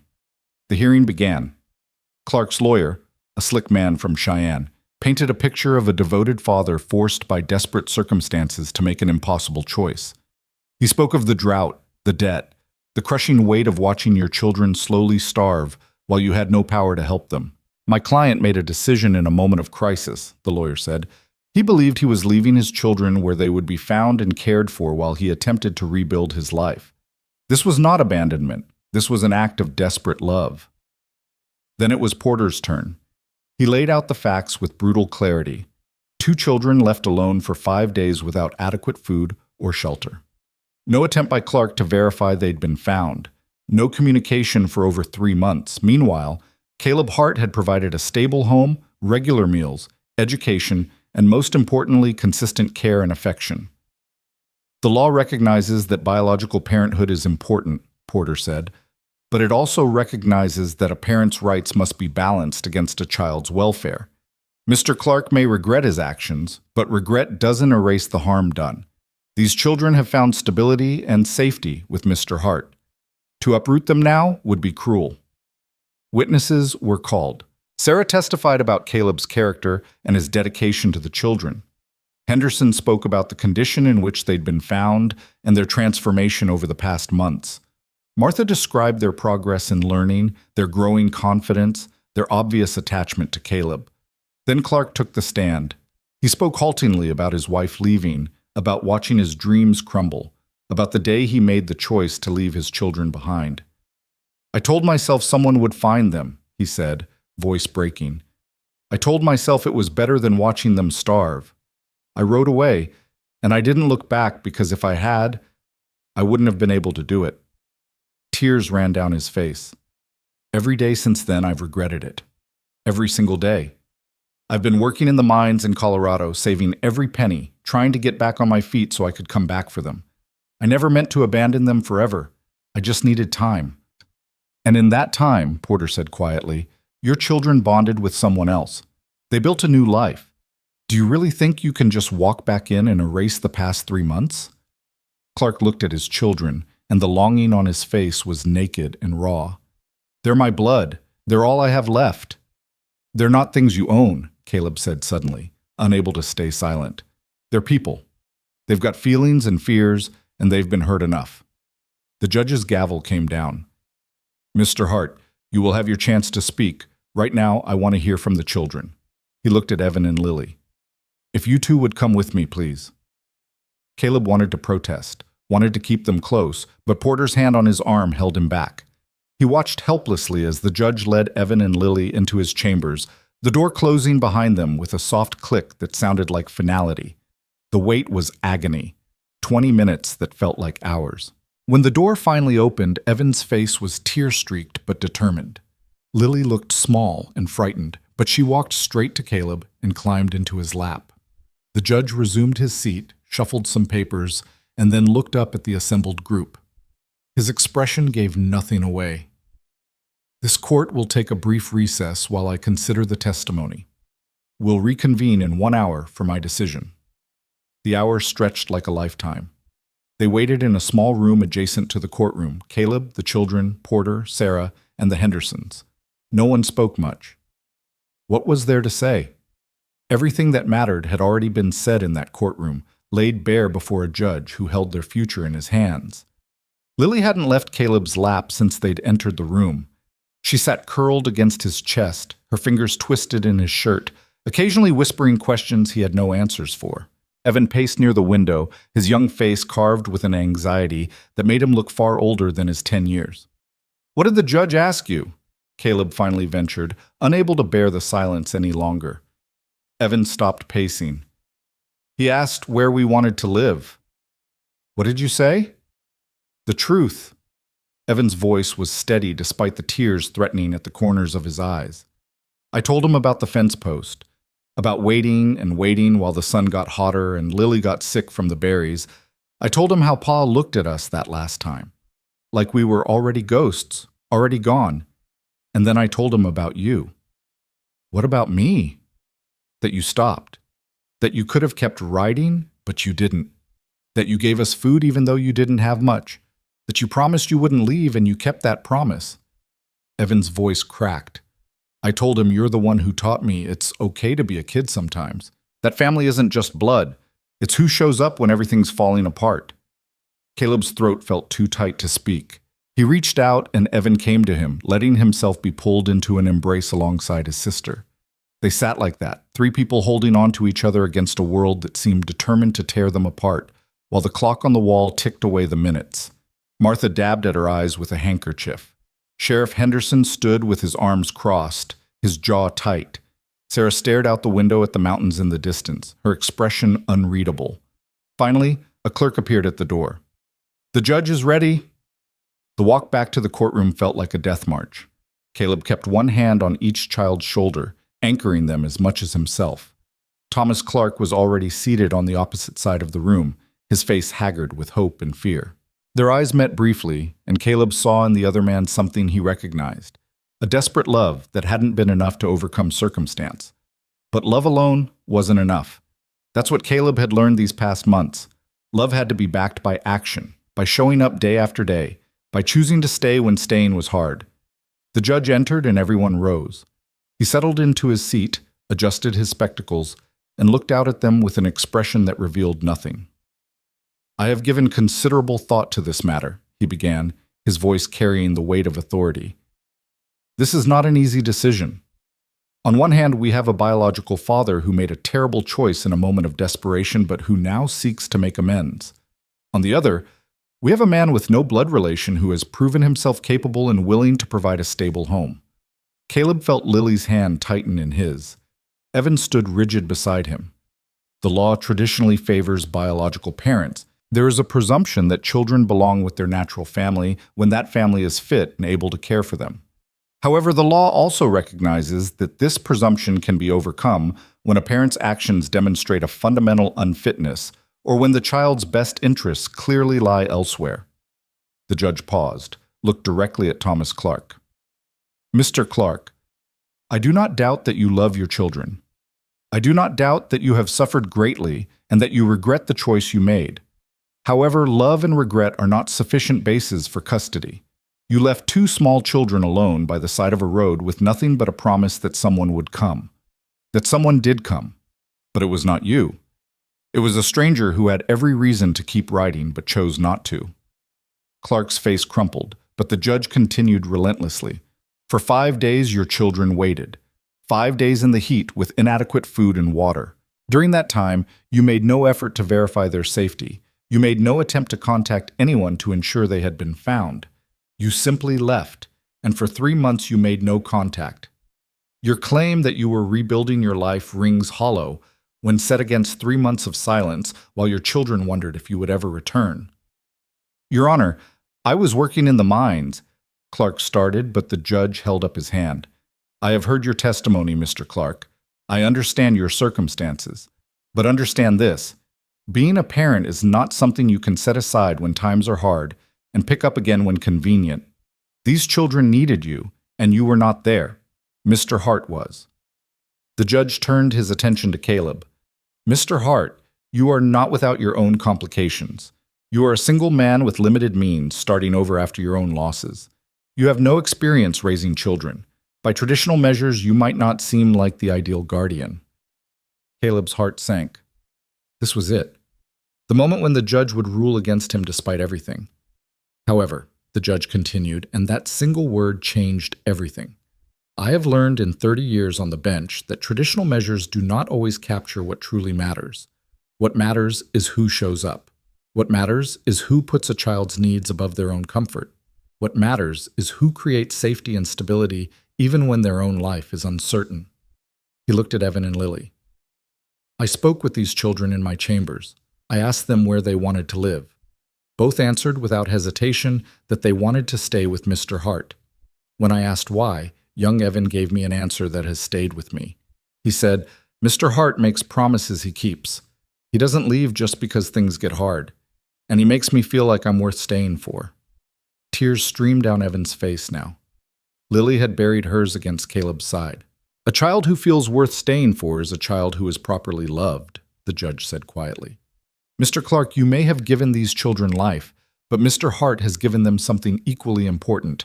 He has given them security, stability, and the knowledge that they matter to someone who will not abandon them. The gavel rose. Caleb's heart hammered so hard he thought it might break through his ribs. Therefore, it is the order of this court that custody of minor children Evan Clark and Lily Clark shall remain with their current guardian, Caleb Hart. Mr. Clark's petition is denied. The gavel came down with a crack that echoed through the courtroom like thunder. For a moment, no one moved. The words hung in the air, almost too momentous to be real. Then Lily was crying against Caleb's shirt, and Evan had wrapped his arms around Caleb's waist, and somewhere behind them Sarah was laughing through tears while Martha openly wept. Across the room, Thomas Clark sat with his head in his hands. His lawyer was speaking to him in low tones, probably explaining appeal options, but Clark just shook his head slowly. He looked up, met Caleb's eyes across the space between them, and in that look was grief and loss, and something that might have been relief. Maybe he'd known, deep down, that this was the right decision even as he'd fought against it. Clark stood slowly and walked toward them. Evan tensed, positioning himself protectively in front of his sister, but Clark stopped several feet away. He looked at his children with a hunger that was painful to witness. "I'm sorry," he said, his voice raw. "I'm so sorry for everything. I thought I was doing the right thing. I thought—" His voice broke. "I just wanted you to survive, and I didn't know how to make that happen." Evan stared at him, and Caleb could see the war happening behind the boy's eyes, the child who still remembered loving this man battling with the child who'd been betrayed by him. "You should have tried harder," Evan said finally. "You should have done anything except leave us there." "I know. We waited for you. Every day Lily asked when you were coming back, and I had to tell her I didn't know. I had to watch her get thinner and sicker and more scared, and I couldn't do anything to help her. Evan? No. The word came out fierce. You don't get to make excuses. Mr. Hart found us with almost nothing, and he still figured out how to help us. If he could do it, you could have too. You just didn't want to. That's not true. Then why didn't you come back? Why didn't you check on us? Why did it take 3 months and a court hearing for you to remember you had children? Evan's chest heaved with emotion. I don't care if you're sorry. Sorry doesn't change what happened. Clark's face was ashen. He looked to Caleb as if seeking help, but Caleb said nothing. This was between the boy and his father, and Evan had earned the right to speak his truth. You're right, Clark said finally. You're right about all of it. I failed you. I failed both of you in the worst way a parent can fail. And I know saying sorry isn't enough, but it's all I have. He looked at Lily, who had emerged slightly from behind Evan's protective stance. I hope someday you can forgive me. But if you can't, I understand that too. Are you going away again? Lily's voice was small. The question seemed to break what little composure Clark had left. I don't know, sweetheart. I don't have much reason to stay here now. Good, Evan said coldly, but Lily surprised them all. You could visit sometimes, if you wanted, if Mr. Hart says it's okay. Everyone looked at her. She clutched her rag doll tight, her face uncertain but determined. Why would you want that? Evan demanded. After everything he did? Because he's still our pa, Lily said simply. Even if he's not our family anymore. And maybe if he visits sometimes, I won't forget what he looks like. The wisdom in her words, the careful distinction she'd drawn between biological connection and true family, left the adult speechless. Caleb crouched down to her level. You sure about this, sweetheart? She nodded. I don't want to live with him. I want to live with you. But maybe it's okay if he visits. Just sometimes. Caleb looked up at Clark, then at Evan. What do you think? Evan's jaw worked, his face a mask of conflicting emotions. Finally, he said, once a month, Sunday afternoons at the Henderson house with Mrs. Martha there, and if he misses even one visit, that's it. No more chances. The terms were harsh but fair. Clark nodded slowly. I can do that. I will do that. We'll try it, Caleb said carefully. But the first time you disappoint them, the first time you don't show up when you say you will, that's the end of it. They've been let down enough. I understand. Porter approached, papers in hand. There are some documents you'll need to sign, Mr. Hart, making the custody permanent, finalizing the legal details.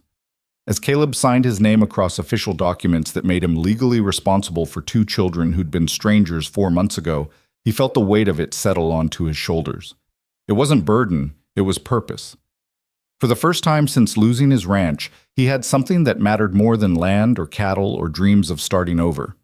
He had family. They left the courthouse into afternoon sunshine that felt brighter than it had any right to be. People lingered on the street, curious about the outcome, and Caleb could see the whispers starting. Let them talk. He had his children, and that was all that mattered. Sarah had brought the wagon, and they climbed in for the ride back to the ranch. Evan sat up front beside Caleb while Lily dozed in the back, exhausted from the emotional toll of the day. The landscape rolled past, grassland and sky and mountains in the distance, familiar now in a way it hadn't been when Caleb first arrived. Thank you, Evan said quietly. For what? For fighting for us, for not giving up. He paused. For being our father. The title still felt strange on Caleb's shoulders, too big and important for someone who'd spent his whole life alone. But looking at this boy beside him, at the little girl sleeping peacefully in the wagon bed, he thought maybe he could grow into it.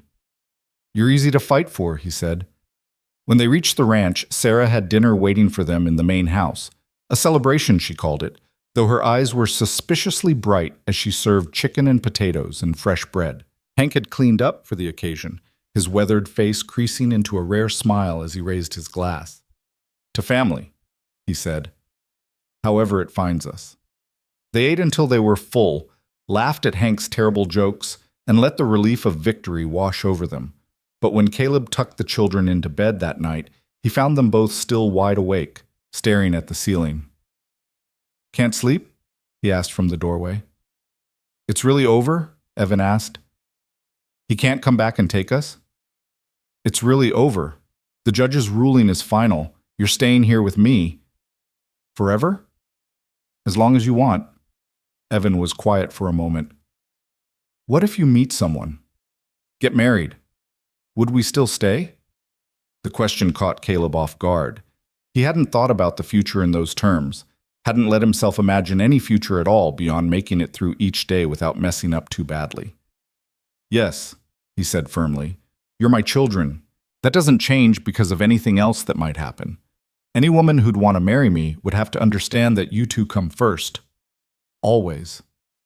Promise? How many promises had he made to these children? How many times had they needed reassurance that he wouldn't disappear the way everyone else had? Maybe someday they wouldn't need to ask. Maybe someday they'd just know. I promise. Now go to sleep. Tomorrow we've got work to do. But neither child moved to close their eyes. After a moment, Lily spoke up from her room across the hall.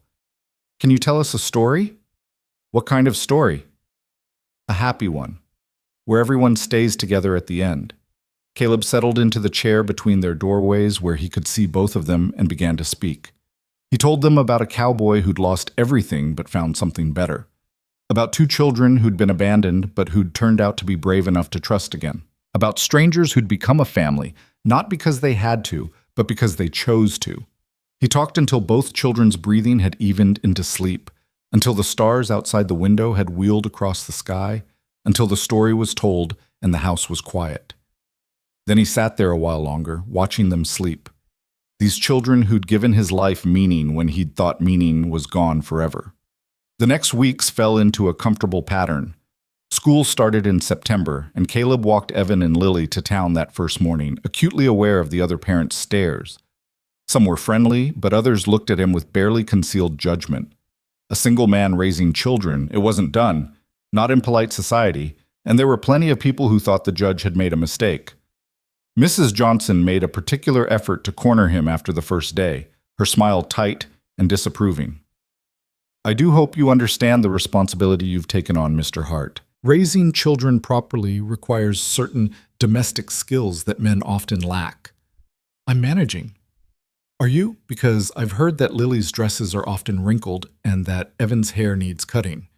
She looked past him to where the children were gathering their things. It's not too late to reconsider. My offer to take them still stands.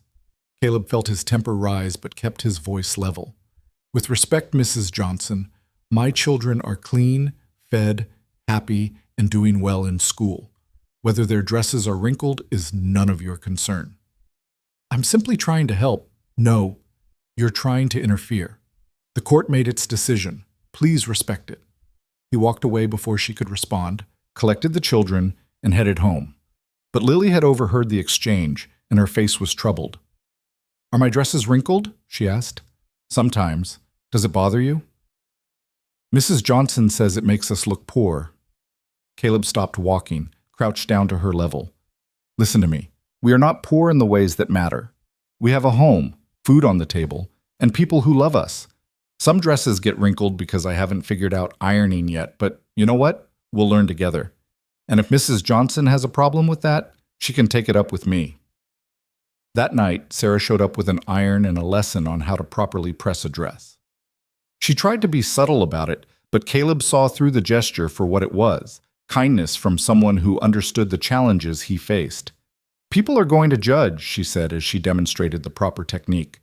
Single father raising kids, it's not what they're used to. But those people aren't the ones lying awake at night worrying about whether Evan's nightmares are getting better or whether Lily is making friends at school. You are. And that's what makes you their parent, not what society thinks is proper. The first month Thomas Clark came for his scheduled visit, Caleb stood on the Henderson porch and watched the man approach with a mixture of wariness and pity. Clark looked thinner than at the trial, worn down by work in the mines and guilt that clearly hadn't eased. Lily greeted him shyly, but she didn't run to him the way she ran to Caleb. Evan shook his hand with formal politeness and nothing more. Martha served tea and cookies while Caleb sat in a corner, officially supervising but really just providing the security the children needed to feel safe. He watched Clark try to reconnect with kids who'd moved on, who'd built a life that didn't include him except as a cautionary tale. After an hour, Clark stood to leave. He looked at Caleb with something that might have been gratitude or might have been envy. "You're good with them, better than I was. I just show up." "That's more than I did." Clark put his hat on, then paused. "Thank you for taking care of them, for being what I couldn't be." It wasn't forgiveness or reconciliation. It was just acknowledgement of failure, of loss, of hard truths that couldn't be changed. Clark left, and the children watched him go with expressions that held no longing, only mild interest. They'd closed that chapter of their lives. He was just a visitor now, someone from their past who had no bearing on their future. October brought the first real cold snap. Caleb woke one morning to frost on the windows and Lily standing beside his bed, shivering in her nightgown. "I'm cold," she said. He pulled her under the blankets, and she curled against his side with the trust of a child who knew she was safe. 20 minutes later, Evan appeared in the doorway, drawn by the sound of voices, and Caleb waved him in too. They lay there as the sun rose, three people sharing warmth and space and belonging. "Tell us about when you were little," Lily said. So Caleb told them stories he'd never shared with anyone, about his parents who'd died too soon, about learning to rope cattle at 14, about the first time he'd been thrown from a horse, and how he'd been too stubborn to cry even though everything hurt. He told them about the ranch he'd built and lost, about the dreams that had crumbled, about the road that had led him to a fence post where two children waited. "Do you miss it?" Evan asked. "Your ranch?" "Sometimes, but I don't regret losing it." "Why not?" "Because if I hadn't lost it, I wouldn't have found you." It was simple truth, and it hung in the air between them like something sacred. He'd lost everything he thought he wanted and found everything he didn't know he needed. That afternoon, Sarah found him checking fence line on the north pasture. She rode up alongside him, her expression serious. "Got a proposition for you," she said without preamble. "I'm listening." "I need a partner, someone to help run this place properly. Hank's getting too old for the hard work, and I can't do it all alone." She looked at him steadily. "I'm offering you a share in the ranch, 20% to start, with the option to buy more over time. You'd be a partner, not just hired help." Caleb stared at her. "Sarah, before you say anything, hear me out. You're a good rancher, you know cattle, you work hard, and you're honest. Those are rare qualities. I could hire anyone, but I want someone I trust. Someone who'll treat this place like it matters." She paused. "And I know you're worried about providing for those kids. This would give you stability, a real stake in something permanent."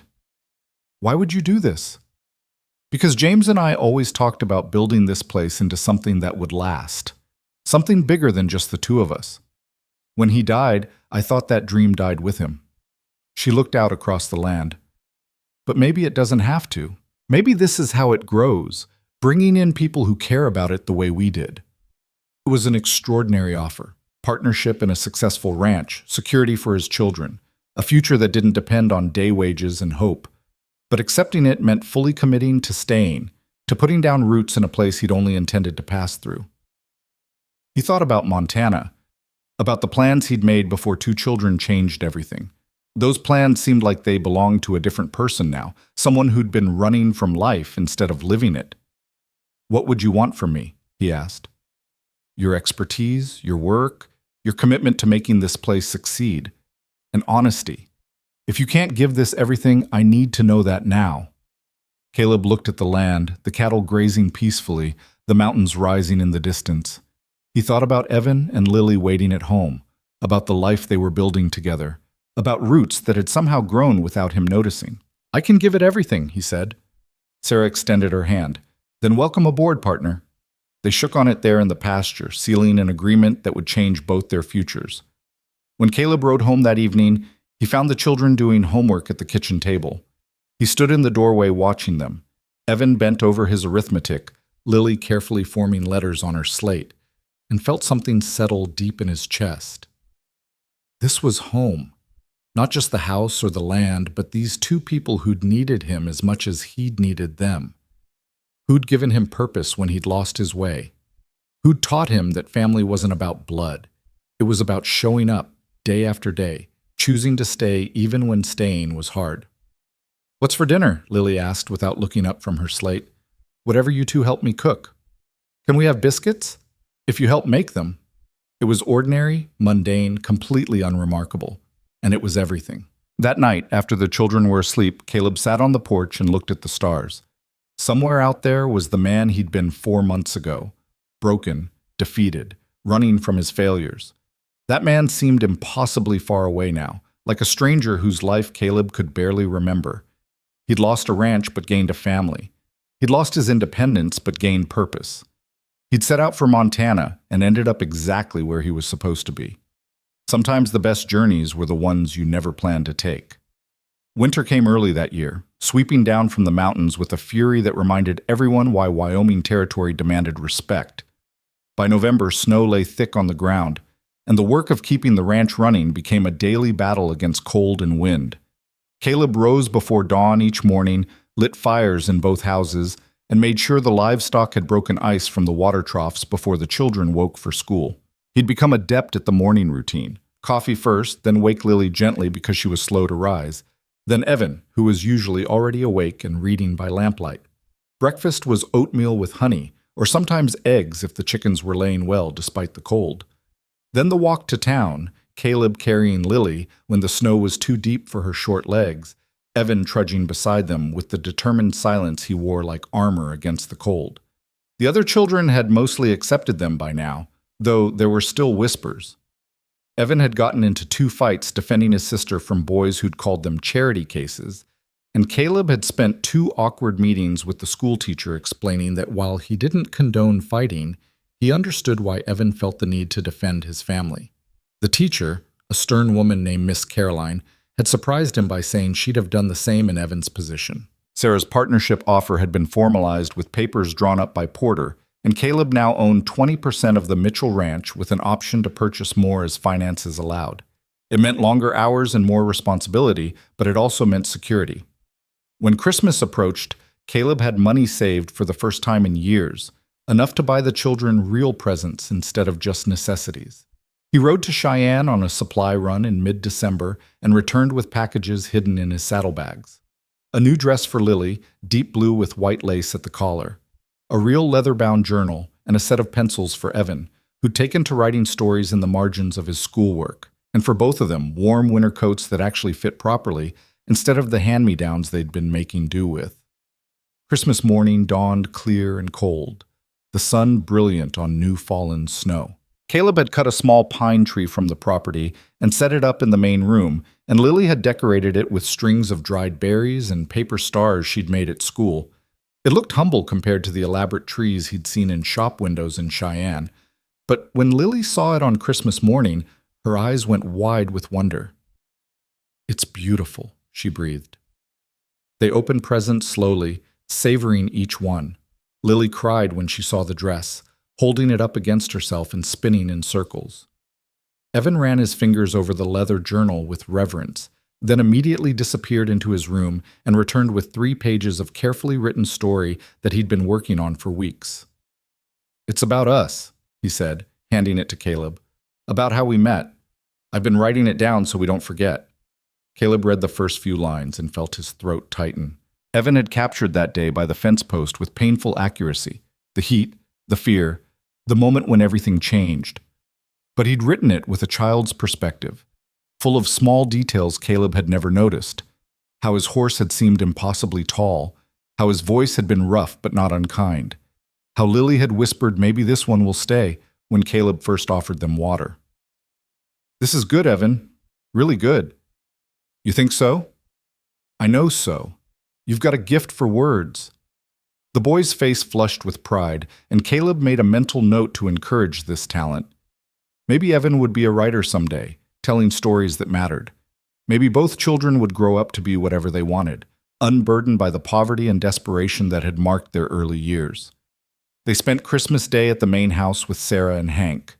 Sarah had cooked a feast, roast chicken, potatoes, vegetables from the root cellar, and a pie made from preserved apples. It was the first real Christmas Caleb had celebrated in years, and watching the children's faces as they ate and laughed and simply existed without fear or worry, he understood what all the old stories meant when they talked about blessings. Martha and John Henderson stopped by in the afternoon with gifts of their own. Mittens Martha had knitted and a sled John had built in his workshop.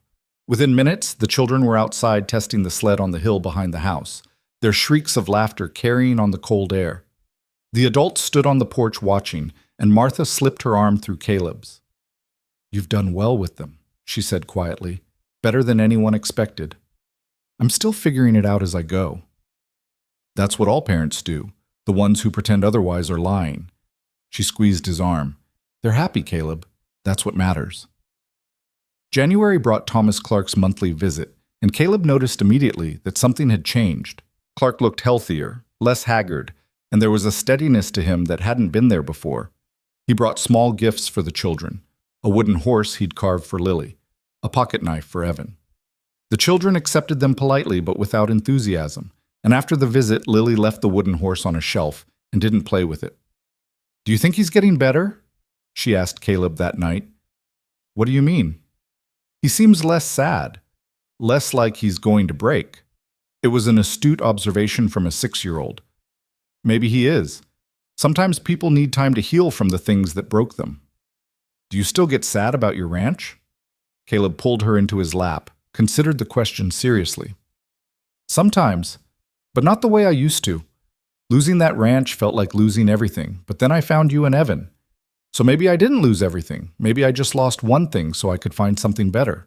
"Are we better than a ranch?" "You're better than 100 ranches." She smiled and snuggled against his chest, and Caleb thought about how much had changed in 7 months, how these children had transformed from frightened strangers to the center of his entire world, how he'd gone from a man with nothing to lose to a man with everything to protect. In February, the school held a social evening where students would recite poems and parents would bring food to share. Caleb had been dreading it. He wasn't comfortable in social situations, especially ones where he knew people would be judging him. But Evan was reciting a poem, and Lily was singing with the younger children, so there was no question of not attending. They arrived to find the schoolhouse packed with families. Caleb spotted Mrs. Johnson immediately, her disapproving gaze tracking their entrance. But there were friendly faces too. Sarah and Hank had come, and the Hendersons, and several other families who'd been kind over the months. The program began with the youngest children singing a simple song about springtime. Lily stood in the front row, her voice high and clear, and when she caught sight of Caleb in the audience, her face broke into a smile so bright it hurt to look at. She sang directly to him for the rest of the song, and Caleb had to blink hard against the moisture in his eyes. Then came the older children's recitations. Evan walked to the front of the room with the careful control he used when he was nervous, and stood there for a moment looking out at the crowd. Caleb caught his eye and nodded encouragement. Evan began to speak, and the poem he'd chosen was one Caleb didn't recognize, something about finding home in unexpected places, about strangers becoming family, about the courage it took to trust again after being hurt. His voice was steady and clear, and by the time he finished, there wasn't a dry eye in the room. As Evan returned to his seat, Mrs. Johnson leaned over to her husband and said, in a voice that carried, "Well, that was certainly emotional, though I do wonder if all this upheaval has been good for the poor boy. Children need stability, not what?" Caleb heard himself say. He hadn't meant to engage, but something in him snapped. Not a father who loves them, not a home where they're safe, not someone who shows up every single day. The room had gone quiet. Mrs. Johnson's face flushed. "I didn't mean—" "Yes, you did. You've been making your disapproval clear since the day the court gave me custody. You think because I'm not married, because I don't know how to iron dresses perfectly, because I'm learning as I go, that makes me unfit." Caleb stood, aware that every eye in the room was on him. "But here's what I know. Those children were left to die, and I'm the one who stopped. I'm the one who chose to stay when I could have kept writing, and every day since then, I've done my best to give them what they need. If that's not good enough for you, that's your problem, not mine." He sat down, heart hammering, expecting censure or argument. Instead, Sarah started clapping. Then Hank joined her, then Martha and John. Within moments, half the room was applauding, and Mrs. Johnson was gathering her things with a tight-lipped expression, her husband following her toward the door. After the social, several families approached Caleb to express their support. A rancher named Tom Peterson shook his hand and said his own father had been raised by a bachelor uncle after his parents died, and that uncle had been the best parent anyone could ask for. A woman named Ellen Wright told him she'd been watching how the children had bloomed under his care, and that anyone with eyes could see they were loved. But the moment that mattered most came when they were leaving. Evan took his hand, something he rarely did in public anymore, too conscious of appearing tough in front of other children, and said quietly, "Thank you for standing up for us. I'll always stand up for you." "I know. That's why you're a good father." The words still felt too big, too important, but hearing it from Evan made something settle in Caleb's chest. Maybe he was a father. Maybe he'd earned the title through the daily work of showing up and trying and refusing to quit when things got hard. March brought the first hints of spring and a letter that changed everything. It arrived addressed to Caleb in care of the Mitchell Ranch, and he recognized Thomas Clark's handwriting on the envelope. His first instinct was dread. Maybe Clark was going to try again to get custody. Maybe he was going to cause trouble. But when he opened it, the contents were surprising. The letter was brief and direct. Clark had been offered a foreman position on a large ranch in Colorado. It was good money, stable work, a chance to rebuild his life. But it would mean moving away, and he wanted to know if Caleb would object to him ending the monthly visits. He wrote that seeing the children had become more painful than healing, that they'd clearly moved on and he was holding them back from fully embracing their new life. He wanted to know if it would be better for everyone if he simply stepped back and let them go. Caleb read the letter twice, then showed it to Sarah. She read it slowly, her expression thoughtful. "What do you think?" he asked. "I think he's finally accepting reality. Those kids have a father, and it's not him anymore." She handed the letter back. "But I also think this is a decision they should have a say in." That evening, Caleb gathered Evan and Lily at the kitchen table and showed them the letter. He read it aloud, watching their faces for reactions. Evan's expression was unreadable, but Lily's eyes filled with tears. "He's leaving again?" she whispered. "He's asking permission to leave. He thinks it might be easier for you if he's not around as a reminder." "Is he right?" Evan asked. It was a complicated question. Caleb chose his words carefully. "I think your father made terrible mistakes, but I also think he's trying to do what's best now. He's not the same man who left you by that fence. He's someone who's learned from his failures and is trying to move forward. Whether you want him in your life or not is up to you." Evan stared at the table, his jaw working. Finally he said, "I don't need him to visit. I don't think about him much anymore, except when he shows up. But," he paused, struggling with something, "but maybe when I'm older, I might want to talk to him, to understand why things happened the way they did. So maybe instead of visits, he could just write letters sometimes, if he wants." "What about you, Lily?" Caleb asked. She clutched her rag doll, the one she'd been holding the day Caleb found them. "I don't remember him very well anymore. When I try to think about what he looks like, I think about you instead." She looked up at Caleb with those solemn eyes. "Is that bad?" "No, sweetheart, that's not bad." "Then I think Evan's idea is good. Letters are okay, but I like our family the way it is now." Caleb wrote back to Clark that night, explaining the children's decision. He tried to be kind but honest. These children had moved on, had built a life that didn't include their biological father, except as a distant memory. But if Clark wanted to write occasionally, to maintain some thread of connection for when they were older and might have questions, that would be acceptable. Clark's response came 3 weeks later. It was addressed to Evan and Lily, not to Caleb, and in it he told them he loved them and would always regret his failures, but that he understood they had a new father now, a real one, who'd earned the title. He said he'd write on their birthdays and at Christmas, and that if they ever needed anything, they could reach him through his new employer. He wished them happiness and asked them to remember that blood didn't make family. Love and commitment did, and by that measure, Caleb was their true father in every way that mattered. Evan folded the letter carefully and put it in his journal. Lily asked Caleb to keep hers in the drawer where important papers were stored. And just like that, the last loose thread of their old life was tied off, allowing them to move forward without looking back. Spring arrived in earnest, bringing with it new life and new challenges. The ranch demanded constant attention. Cattle to move, fences to repair, 100 small tasks that kept Caleb and Hank busy from dawn to dusk. Sarah hired 2 additional hands for the season, and the ranch began to feel like a proper operation again, the way it had been when James was alive. Caleb's partnership meant he was learning aspects of ranching he'd never dealt with before, negotiating prices with buyers, managing payroll, planning for the future. It was challenging and sometimes overwhelming, but Sarah was a patient teacher, and Caleb discovered he had a head for the business side of things that he'd never had the chance to develop on his own small spread. In April, Miss Caroline approached him after school with a proposition. "Evan is reading at a level well beyond his classmates," she said. "He's also shown considerable aptitude for mathematics and composition. I'd like to recommend him for advanced studies." "What does that mean?" "There's a secondary school in Cheyenne that accepts promising students. Room and board are provided, and the education is excellent. It would prepare him for university if that's a path he wants to pursue." The words hit Caleb like a physical blow. Evan leaving, living in Cheyenne, coming home only on holidays? He'd just gotten used to having children, and now someone was suggesting he send one away. "He's only 10, Caleb managed, almost 11. And admission is competitive. If we're going to apply, we should do so soon." Miss Caroline's expression softened. "I know it's difficult to think about, but Evan is exceptionally bright, Mr. Hart. It would be a shame not to give him every opportunity." Caleb thanked her and said he'd think about it, but his mind was already spinning.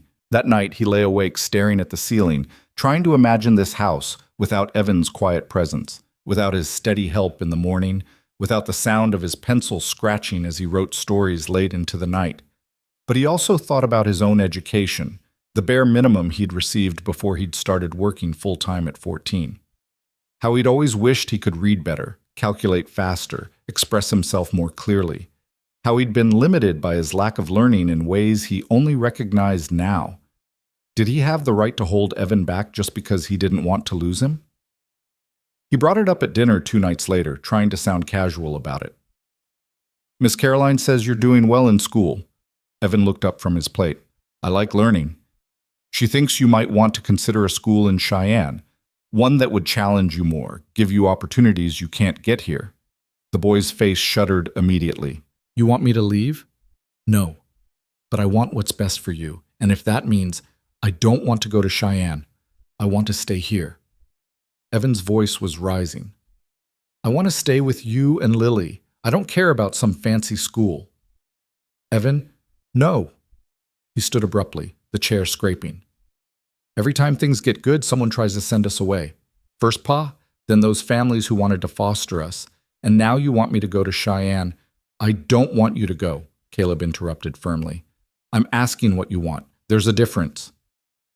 Evan stopped, breathing hard, his eyes bright with unshed tears. "I want to stay here. I want to keep living in this house and working on the ranch and being with my family. That's what I want." "Okay," Caleb said simply. "Then that's what we'll do." "Really?" "Really. But Evan, listen to me. You're smart, smarter than most adults I know. That's a gift, and we need to make sure you can use it. So here's what we're going to do. We'll keep you in school here, but we'll also get you books from Cheyenne. Advanced ones. And I'll talk to Miss Caroline about tutoring you in subjects the regular school doesn't cover. You can learn everything those fancy schools would teach you, but you can do it here. With us." Evan's shoulders sagged with relief. He nodded, unable to speak, and Lily ran to hug him. Caleb pulled them both close and made another silent promise to these children. He would never make them choose between their family and their future. They could have both. True to his word, Caleb arranged for advanced materials through Miss Caroline. Books arrived regularly from Cheyenne. Mathematics texts, literature, science primers, histories. Evan devoured them with a hunger that reminded Caleb of a starving man given food. Sarah started teaching him bookkeeping in the evenings, showing him how to track expenses and manage accounts. Hank taught him surveying and how to read the land. Between all of them, they cobbled together an education that rivaled anything a formal school could provide. Summer arrived hot and busy. The children were out of school, which meant they were underfoot constantly, but Caleb found he didn't mind. Lily followed Sarah around like a shadow, learning to cook and garden and manage a household. Evan worked alongside Caleb and Hank, his thin frame filling out with muscle as he took on harder tasks. They were becoming capable, confident young people, and watching them grow felt like witnessing a miracle. In July, they held a celebration for the ranch's successful spring. The herd had thrived, the calves were healthy, and Sarah had negotiated excellent prices with buyers from back east. She invited everyone who'd helped make it possible, and the ranch filled with neighbors and friends and the kind of community Caleb had forgotten existed. He stood on the porch watching people laugh and eat and enjoy themselves, and realized with sudden clarity that this was what he'd been searching for when he'd headed to Montana all those months ago. Not escape, but belonging. Not a fresh start, but a place to put down roots and build something that mattered. "You look philosophical," Sarah said, joining him with 2 glasses of lemonade, just thinking about how much has changed. "Regret any of it?" "Not even a little bit." She smiled and clinked her glass against his. "Good, because I've got another proposition for you." "Should I be worried?" "Depends on how you feel about expansion. There's a property adjacent to ours, about 500 acres with good water and decent grazing. The owner wants to sell, and I want to buy it, but I can't manage that much land alone, even with help." "What are you suggesting?" "Equal partnership, 50-50. We buy the property together, expand the operation, build something that'll last." She looked at him seriously. "I'm talking about a real legacy, Caleb. Something we can pass down to the next generation. Something your kids could inherit someday if they wanted." It was an enormous offer. Equal partnership in what would become a substantial ranch. Security not just for him, but for Evan and Lily's future. The responsibility was staggering, but so was the opportunity. "I'd need to contribute half the purchase price," he said. "I know you don't have it all saved, but Porter says we can get financing based on our current assets and projected revenue. It would be tight for a few years, but manageable." Caleb looked out at the land, at the children playing with other kids in the yard, at the community they'd become part of. This was home. This was family. This was the future he'd stopped believing in.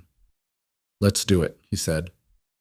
They shook hands on the porch as the sun began its descent toward the mountains, sealing a deal that would shape both their futures. And when Caleb told the children that night about the expansion, about how they were building something that would be theirs someday, Evan looked at him with an expression that held pride and belonging and something that might have been awe.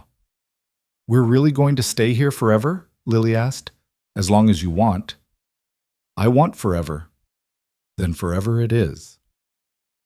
The years that followed were marked by growth and change, and the kind of gradual transformation that happens when you're not looking. The ranch expansion was successful beyond anyone's expectations. Caleb and Sarah became known throughout the territory as fair dealers and excellent ranchers, and their reputation brought steady business and respect. Evan continued his voracious learning, and by the time he was 15, he was keeping the ranch's books and had started writing articles for the territorial newspaper about modern ranching practices. Miss Caroline had been right. He was exceptional, and he'd found a way to develop his gifts without leaving his family. Lily grew into a confident 12-year-old who could ride as well as any ranch hand and who'd announced her intention to become a teacher like Miss Caroline. She was kind and fierce in equal measure, protective of anyone she saw being treated unfairly, and showed a natural gift for working with younger children. Thomas Clark kept his promise about the letters. They arrived twice a year, brief and increasingly distant, more like reports from an acquaintance than messages from a father. The children read them politely, but without the emotion such letters should inspire. Clark had become what he'd needed to become, a closed chapter, a cautionary tale, someone they'd known once but who had no real bearing on who they'd become. On a crisp October morning, 5 years after Caleb had first found them by that fence post, he stood in the ranch house kitchen making breakfast while Evan and Lily argued good-naturedly about whether horses or cattle were more important to the ranch's success. He listened to their voices, watched them move through the space with the comfort of people who knew they belonged, and felt a contentment so complete it was almost painful. They'd all been broken when they found each other. 2 children abandoned by parents who couldn't cope, 1 man running from failure. But somehow, in their brokenness, they'd found a way to heal each other. They'd built something real and lasting out of nothing but determination and the choice to stay when staying was hard. "What are you smiling about?" Lily asked, catching his expression. "Just thinking about how lucky I am." "You mean we are," Evan corrected. We're lucky we found you. I think I'm the one who found you. No, Evan said seriously. You stopped.